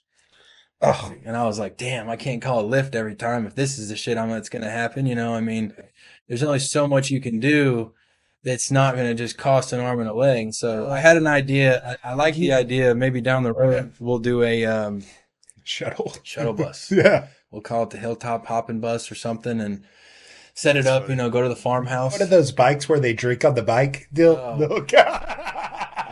Just dropping them off in the neighborhood. Coolers and cardio. Yeah. No, that's I think that'd be a good one if we could figure out Hillwood to get on board. I think they'd be all for a shuttle bus because they could throw whatever branding they want inside there and just let people come up to there. I mean, at the end of the day, it's like safety. It's another amenity for the neighborhood. Yeah, true. Sure. To say like Friday and Saturday. It's going to connect. Yeah. Right. We're probably like a year out from Lance Thompson tying in right to the north side of our place. That would be so nice. Oh my gosh. That's cool. I mean, the amount of kids we already have, like right now, I just had to go put up like 10 no trespassing signs all around the pasture. Because like in the last 2 weeks, we've had 10 kids come try to fish or explore the 30-acre pasture up there behind all of our houses and everything. And it's hard because there was at one point, like when everything first started, like I would want that to happen just because I was like, oh yeah, we had fish in the beginning. You used to let me and Kennedy, we'd go ride our dirt bikes back there. Yeah. And like back in the day, it was like not a problem. But now with all the dirt, but also it's like someone sees that and then they're like, why can't I go? Everybody wants to get in on it. And the electric bike thing, like normally I wouldn't care, but that is an issue that we're even seeing. I mean, these kids are coming 30, 40 miles an hour down a gravel road. No, maybe a helmet, but like just the other day, there was a kid on an electric scooter wearing Yeezy slides and basketball shorts. And I just see him like every 10 feet go, his wheel shakes because he's hitting rocks. And I'm like, dude, you're about to eat it. Yeah, one good fall, and I mean, he's getting all of it. The shorts and everything, and the flip flops. I was like, gonna lose a toe. I mean, but I can't sit back and worry about all that all the time. You have to put a little bit of the kid's gonna fall, or he's got to fall to learn. I mean, I could sit there and say, hey, you're gonna fall off that scooter. He's gonna go, no, I'm not. I don't fall. I've never fallen on the scooter before until he falls. And then with the parents, it's. My dad says, he says, well, one, you created a monster. Now you got to feed it. But when we keep doing these things like the sunshade, it's like the sunshade's tough because it's specific to the parents playing and everything. But he was like, every time you do something, when someone suggests it, they're just going to suggest more. They're going to say, well, why can't you do this? Why can't you do that? It's like the bathrooms. It's like, had some lady tag us in a bathroom trailer advertisement on Facebook the other day, and she was like, you guys need this out there. I'm like, do you see? She's trying to rent it for $250 a day. I was like, I'm not going to pay $250 a day for a trailer to sit out there to only be used on Friday and Saturday nights. And then it's like, now we drop that trailer in there. Are we losing area for seating? Are we losing area for events or other things? And it's like, the bathrooms are a priority 2 days a week. To spend $50,000 for those 2 days a week is a feat. But yeah, by the end of this year, that is the goal, is to have, instead of the two, we'll have a men and a women, have urinals and multiple stalls. Because, go back to the beginning of this, the bar only has 12 stools. I figured 2 bathrooms and maybe 100 people. My ideal Friday night was 100 people down there when we first started. I was like, this would be great. And on a regular basis, you're easily getting 300 to 500 on a Friday night. Yeah, every Friday. But I mean, even Tuesday, I was about to say, your weeknights are more than 100 people. Easy. Yeah, like music bingo. Yeah. That was like something that when we started that, we were like, oh, this will get 30, 40 people up there. And now it's every Tuesday, he's making over 150 cards for each round. So that's 150 people per round playing from 6 to 9. And so they're showing up, sharing cards and stuff too. Like it's run out of cards. And then Monday Monday nights football was always crazy up there. Thursday night football, like it's just when Fridays just become like, that's like, I like to say it's the local night because it really is. And we try to like, that's where we'll bring in the big stuff like the basketball trailer and, you know, I go and look for stuff all the time. We just found another axe throwing trailer that's really cool. It's a fully enclosed thing. Like we'll pay for that. Like we'll pay the basketball trailer's $400 every Friday, but he's got 4 bays for kids to sit there and have like an arcade style game. But it'd be different if you had to come up and pay $5 per person, because now the kids need money and it's a matter of, all right, you can play once, you can play twice, but when it's free, those kids get on it at 6 o'clock and then they're playing till 10 o'clock and there's turnover here and there, but those kids are occupied. And it's like that. The basketball specifically is our, 10 to 14. The bounce house areas are, 2 to 8 or 2 to 10.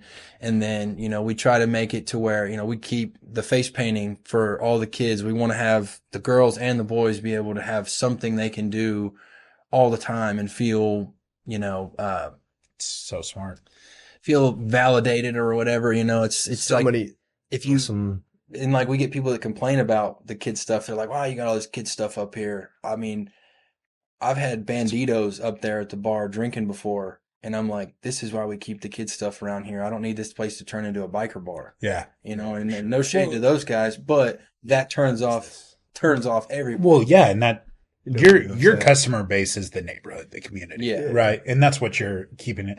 Like there's the truck park, right? Mm-hmm. Those bars, the ones in Dallas and one in the Colony. Yeah. And those are all more adult centered places. Right. And they don't have stuff for like kids to do and everything. Yours is 100% community based.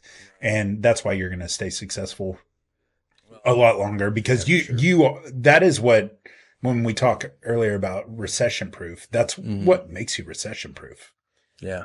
Right. Well, because you have those things for people to do for their kids for free. Yeah.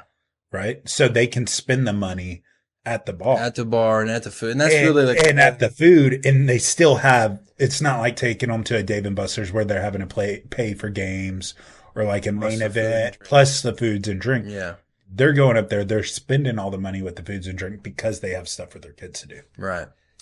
And that's just at the expense. I think we did the math. The basketball trailer and the music bingo nights, we do that every Friday and Tuesday and Friday. So Tuesday bingo, Friday basketball, but that's about $2,600 a month that we spend in.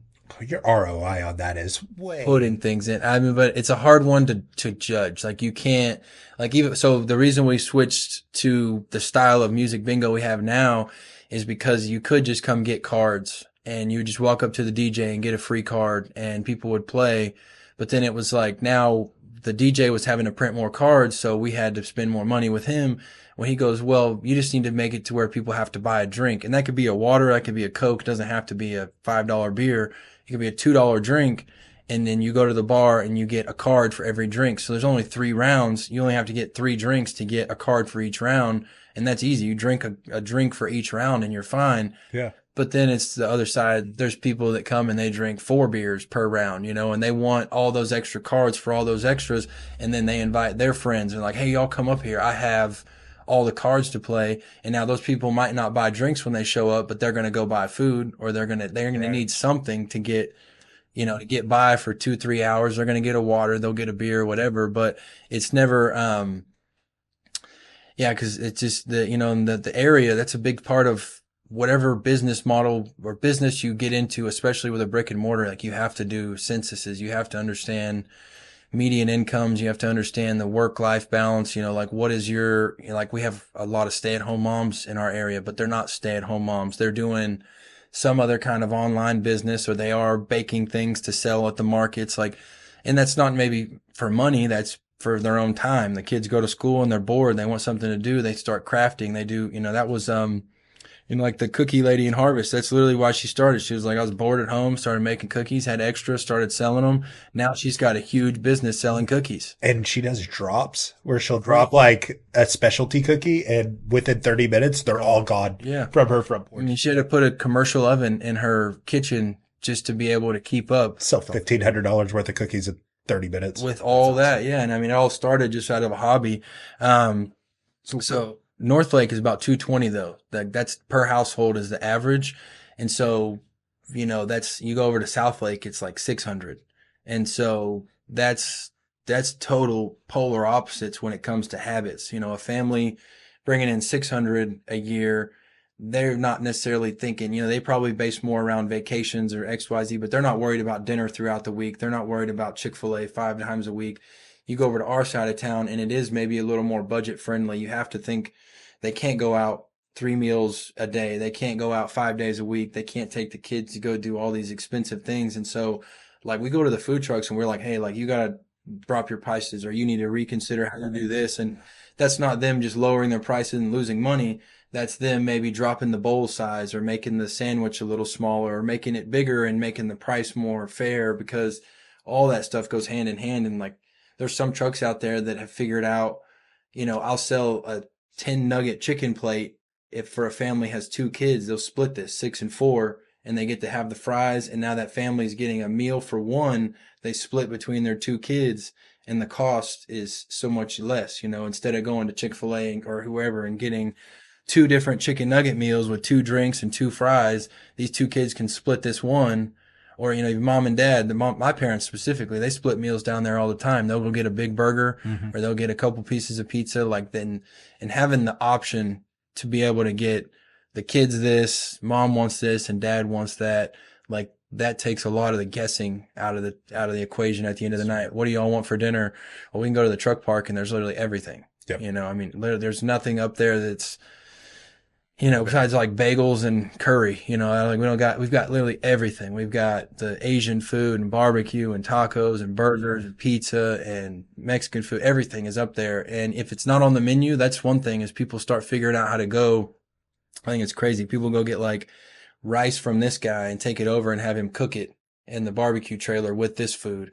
Or they get a torta from El Villa and they take it and they go get other food. Like they are buying individual inventory items and they're mixing it together because they know, I mean, it's because of the environments. And the trucks don't care. They're like, cool, I'll sell you a loaf of, you know, torta bread for $2. You know, like that thing cost me 10 cents, but you're going to take that bread and you're going to go over to barbecue and get your sandwich made with this bread versus sliced bread, you know, or whatever the case is. And the trucks like it, you know, because then we have like a whole group message, and as much as they all text in there, like who's got sugar, anybody got bread, or anybody got butter, like they helping all work each other together. out. That's awesome. So you build a community even for the business owners on top of it. That's awesome. Oh yeah.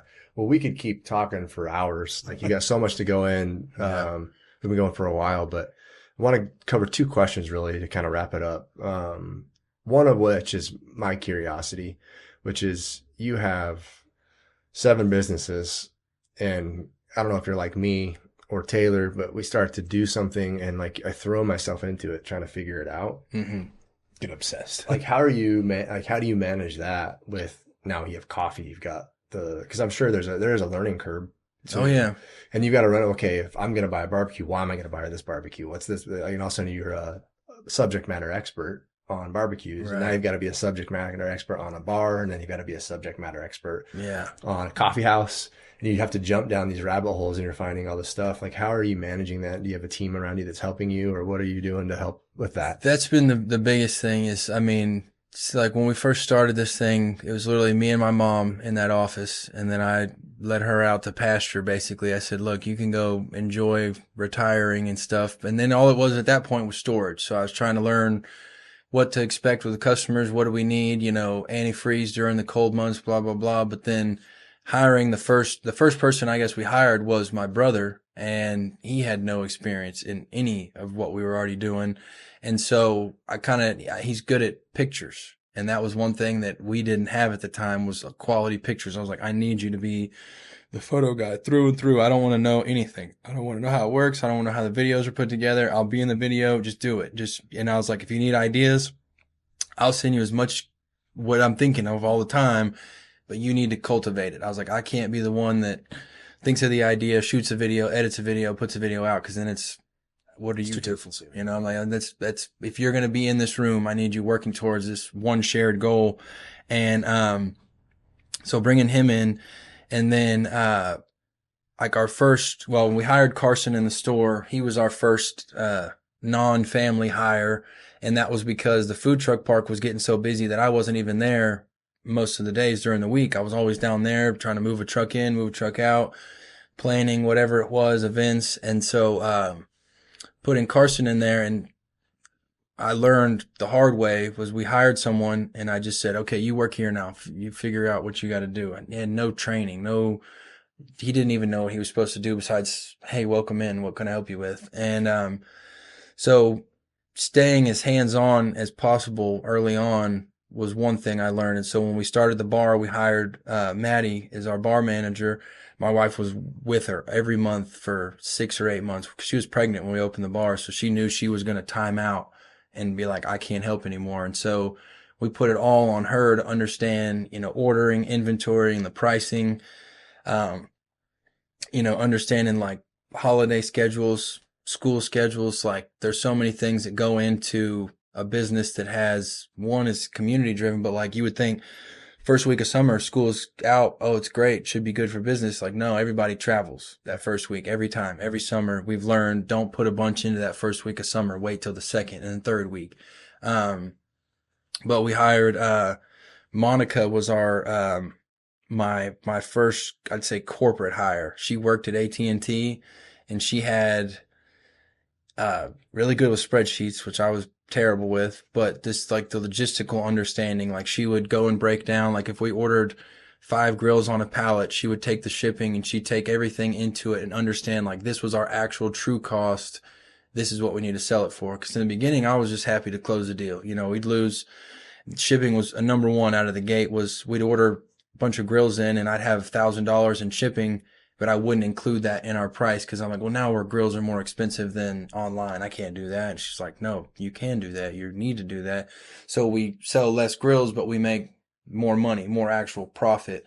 But, and then same thing with the coffee. We hired people that have no coffee experience, but we stayed with them for weeks, months, and my wife's still involved every morning. She goes over there. But I mean, having the people, but also like giving them the freedom, like don't helicopter over them every single minute of every single day. Like kind of let them make mistakes, let them make their own decisions that would lead to a problem or a good thing. It's like if you sit there and you baby someone and you manage every decision that they make, they'll never know how to make it on their own. They'll always look to you for justification or, hey, like, is this going to work? Is this what you would want? Like, letting them make that, and then, not coming in when you don't like it and just, screaming at somebody or trying to threaten to fire them. You say like, all right, this is how I would have done it. This works for now, but you see how if we bought X, Y, Z, we're going to lose money on Z, and then, X and Y don't matter. And, letting them see that I still do it all the time, with everybody, like across the board.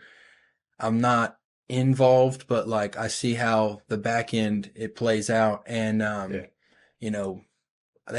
everyone's driven or is driven to do it, and that's really what's hard too. Is I'm not looking for like a right now employee. We want people that are down to let this be their job until they retire, and that's kind of hard in a retail or hospitality or whatever. There's no 401k, there's no retirement plan, but build them up into a position to where they know that their time will eventually be freed up if they become that one voice for the bar, for the store, for the coffee, whatever. Like they don't have to be there 7 days a week, but they can manage from afar how we are at this point.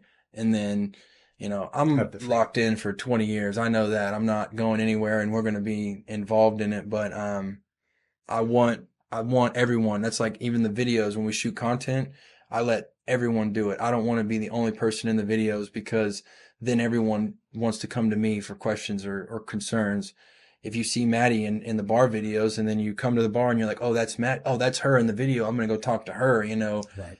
Versus, and that's where like Friday and Saturday nights for us, like it's kind of hard to go down there now because we go down and it's just everybody like comes in and they have their questions, comments, concerns. Same thing with the Marty B experience, right? Talking about like you're the face of the company, man. He's got it figured out, man. He'll be like, oh, gotta go in the kitchen, and that's where I end up going in the back bar. I'm like, oh, I think they need a keg change. Hide in the back for 20 minutes, It's a good problem to have. You got to put your faith in the people and let them make the mistakes. I mean, that's like a kid, you got to let them fall on their face. They're not going to learn. It's funny hearing you. I mean, you've got you've way more employee and hiring practical experience. Like you've done it more than we have, but we have the same problems, right? As you hire someone and something like you're just like, hey, I just need you to do what I do. Go for it. And you, in your mind, you think, hey, they're going to figure it out, but very rarely. And what I'm finding is that the people that can figure it out will figure it out, but then they're not going to want to work for you anymore if you just have that attitude about it.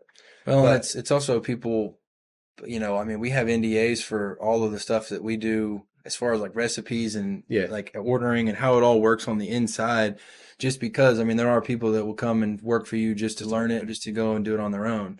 And I mean, that's fine if that's what you want to do, but you're not going to understand what's made us unique to everyone else, and the way that we operate and the way that we make everything. You can't just go and take it and try to copy it, because I mean, honestly, we've had tons of people try to do it, specifically the food truck park. Like I mean, at the end of the day, like people will say we copied the truck yard. I never stepped foot into a truck yard until doesn't matter if you did. We opened. I was like, someone was like, you should go check out the truck yard. And I told my wife, I was like, yeah, we probably should go see what it looks like. Dude, went in there, completely different. But since then, there's another one coming in Rome called like Windmill Food Truck Park, big metal roof, sides, heaters, no bar, but it's because, I mean, and I've had people call me and they want to do a food truck park with a bar, and then they start worrying about liquor license and tax bonds and all this stuff that you have to do to get it done.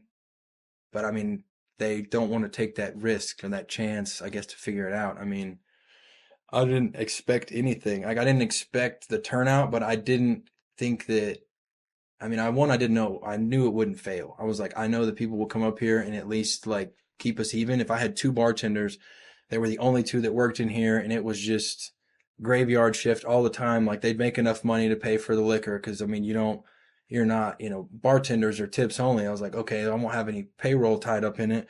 But then once we got open, I was like, we were going to need more and more and more. I mean, you just don't know until you kind of cross that threshold and jump off the edge. You gotta jump to see how far you got, how fast is it coming in on you. And, that's really been, I'd rather figure it out in the fire than to sit back and plan for weeks and weeks and be like, all right, let's think about this. Let's think about that. Let's just get in it. And then I probably think the most personally, like anecdotally, and I've heard other people talk about it. It's not like I'm the only one that says this, but anecdotally from my personal business experience, speed is often more important than being correct. Now, you can be really fast and then be wrong, but you're going to figure it out and you just pivot and do something to fix it. And so it's going to cost you time and money. Yeah. But it's also you're going to give you experience, it's knowledge that you just picked up. So it's like, oh, okay, that didn't work. I need to do this now. Yeah. And then usually the second, third correction, you're going to figure it out. And that's going to outweigh where if you're too slow and you sit like those people like, oh, what about this? All of a sudden now it doesn't happen and it fails. So Bezos had a great quote. I can't remember. I'll probably butcher it, but he said like the number one thing that hurts businesses is decisiveness. Like taking too long to make a decision is worse than making the wrong decision. Yep. Like you really have to just like, and at the end of the day, like even if it was a wrong decision, you learned something. And so it wasn't wrong. It was just not the correct one for that moment. Well, the market's going to decide, right? Like there's social media, all this stuff that we're doing, podcasts, like the market's going to decide what they like and don't like. So if you make the decision, like you could think you have the best business plan in the world, and maybe it really is on paper because it worked over here, and you come to another area and you put it out and the market's like, I don't like that. Like you just got to throw it out there. And it's either going to work or not. And it's a cutthroat game too, though. You gotta, whatever you do, you gotta commit all the way. You can't go in and half-ass something and hope that it, project it to be this, but you put in this.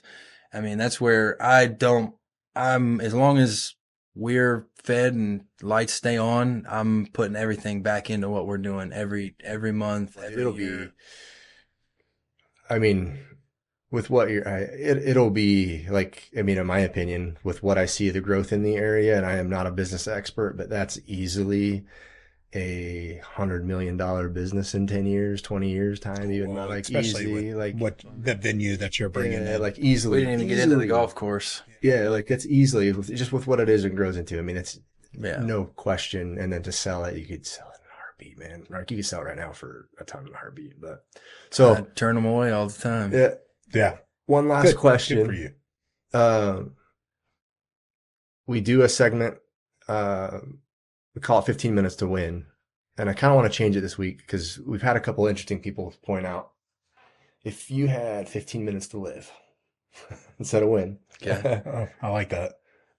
What would be, out of all the business important things you've learned, they can be light, man, what to this point, and I know or none of us in this room are in the ancient ages that we have a lifetime of wisdom to offer, but what do you think your biggest life lesson so far with all this that you've done is that you've learned that you would want to pass on to your kid? Feel like you got 15 minutes left. I'm like, hey man, I'm going to leave you with some knowledge. This is what I need you to tell you this. I mean, I think I put something on there. There was a question that was something. The biggest thing that I've learned just with any of it is consistency, no matter what. You know, like you got to wake up, and even if it doesn't feel like it's going to happen that day, 2 days, a month, a year, 6 years, like you just got to get up and like act like it's happening today. Like every day is an opportunity to just check things off the list for the bigger picture, but compounding consistent days. Because you could have 3 good days and 4 bad days in a week, and it's probably not going to be a good week. You know, like if you just mess around for 4 days and then 3 you get stuff done. I mean, I know how I get now just from years of thinking about it and I can't, at the end of the day, I'm laying in bed at night going, what did I do productive today that's actually like going towards the bigger picture, the bigger thought, you know, and that's, you know, phone calls I don't want to make, emails I don't want to have to type, little things that I know I could put off another day, put off here, like not putting things off is been the biggest thing that I've just learned. It helps you just eat the pie faster. It's like when you wait and you only want to eat what you want and you handle the rest later, then you're going to have 2 weeks of dealing with all the nonsense you don't want to deal with. But if you do it throughout the project or throughout the, you know, the timeline on stuff, I mean, there's just so many opportunities throughout the day to grab your phone and start scrolling, or to, you know, oh, it's 4:30. Oh, it's time to go. We can leave. You know, if the day ends at 6 or 7, like you just stick it out and you do things all the way through. Like really just, I think the biggest thing being the consistency of compounding days like that. Like I'll have 1 day a week where I feel like I owe myself a break.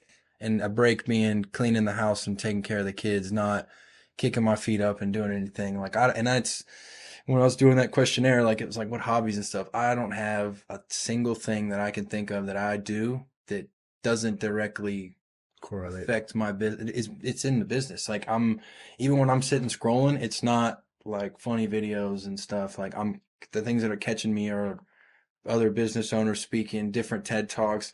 I catch myself on Facebook Marketplace looking for entertainment, attractments, you know. Do you find that your brain gets tired though? Like, do you ever get to the point where you're just like, oh man? Oh no. Yeah. No, I've had, just the other day, I think my body, it was trying to speak to me. I woke up on Monday, just had a long weekend out in the sun working, and then Monday I woke up tired and I was like, you know, Monday's our day off. Technically, we're not supposed to go in the office, but I think we've been every Monday for like 6 months. We still go in, but that's the hardest part for me is like to turn it off. Yeah, like because you're right. Like you want to grow, right? But progression is constant learning, and so if you find that the content and the media with YouTube and everything nowadays, it's so easy to consume knowledge in a niche because all these niches are popping up all over the place where you can consume content that directly applies to you, which is awesome. But plus those algorithms, I know. Yeah, right. And it just starts feeding you to it. And it gives you content like you like. And so you start watching, you start to learn, and then you find that, at least I find,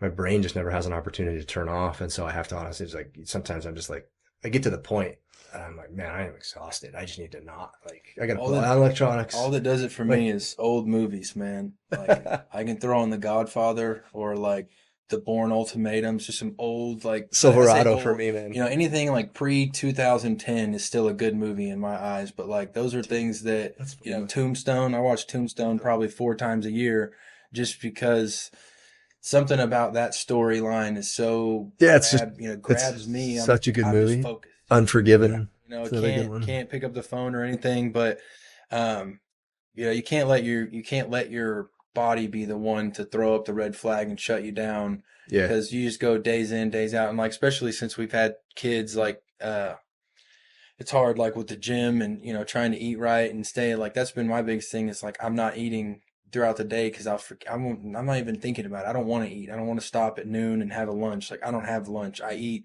in 90 seconds standing up, and then I keep going. And by the time dinner comes around, I might have forgotten that. I might have eaten too much throughout the day, and then I'm trying to go to sleep, and 11 o'clock comes around, and I'm either super full or my stomach's growling. Like just trying to like go through all those. Like you really have to take care of yourself. Like my wife tells me that all the time. Like no matter how much we're doing, we have to think about us and our peace of mind and sanity and things. But it is just and that's the same thing. You take care of yourself every day, and the end result. I see that in a lot of our customers. I deal with people that are like 70 plus that you would think they were in their late 50s, early 60s, but they've been healthy their whole life. And then I see people in their late 50s that look 80, and it's just because they smoke, ate, and drank their whole life and never cared. And I see a lot of that, and I think like that is a big sign of, self-control, self-respect. There's two things that I've found that help me. That one are, and if I could, the problem is consistency. You talk about consistency, but if I get up and just go for a walk in the morning, I have a 40-pound weight vest that I throw on and just go walk for 45 minutes. I take my dog and I just go and walk, and it's exercise, does good for you and good for the mind, man, to get out there. And like every time I do it, I'm like, I need to make sure. So that's been my goal lately, is to get out pretty much every day. Yeah. And go for that walk. And then the other for me will be another podcast that convinces everybody in the world that Brazilian Jiu-Jitsu is the best thing in the world. But there is something about stepping onto an environment where or it doesn't have to be Brazilian Jiu-Jitsu, but if you can find a hobby that forces your mind to stay present in the moment, right, it's huge, because it allows you to recoup. And that's what Brazilian Jiu-Jitsu is, because if I don't, I'm going to get choked out. And it's exercise. The reason I like it so much is because it's exercise and it sets your mind apart. You can't think about anything else. Like my phone, my phone, I put it away when I step on the mats, and like all I'm concentrated on is what's happening on the mats right then. I have to be fully in that moment. Or barbaric too, it takes you back to like a fight or flight. Like you're like, for sure, I got to whoop this dude or he's going to whoop me. I mean, that's all you're thinking about in that moment. Yeah, pretty much. So I encourage you, if you want to try something, we'll be another word to push you over. There's some good gyms right around there. So I'm getting close to having the little one. Yeah, little one's getting enough. He's getting old enough where we can do stuff. One of us can manage both of them, because right now, they're just all over the place. And literally, I get people inviting me out on the boat in the weekend. That's literally all I want to do. That's my retirement plan, is to die on a lake somewhere. And people invite me to go out on the lake, and I'm like, yeah, I can't. I'm like, and even if I go, I'm like, I need like 2 hours, and then I got to go back, and because like Friday, Saturday, Sunday, Friday's like our Monday in a way. That's like starting the weekend, or even Thursday. And so like by the time Sunday comes around, like Monday is our one day to just like recoup. And then Tuesday starts back. We start all the everything shows up for the week. And then by Wednesday, it's all right. Everything's situated. And it's just like constantly like a cycle and that's, I had to learn, like, you're living your life 4 days at a time. Yeah. You don't work around like the standard 7-day schedule, like Sunday off is not a thing. We do. Yeah. Because you're catering to everyone else's days off. Yeah. You got to learn to take the breaks when you can and shape your life around it so that you can stay sane. So, well, you've created something awesome there. And, sure. I know a lot of people, look at it and have seen the success, and just, I mean, I've seen it. I've seen you work really hard at it. And nothing to shake a stick at, man. I mean, you're grossing millions of dollars, like $2 million, and I'm sure it's going to expand even more the next couple of years. So that's a ton of cash flow you've created. You're creating a community around it, and a network of good employees that love working there. I mean, everybody I talk to loves working there. So thanks for your time. Appreciate you coming on.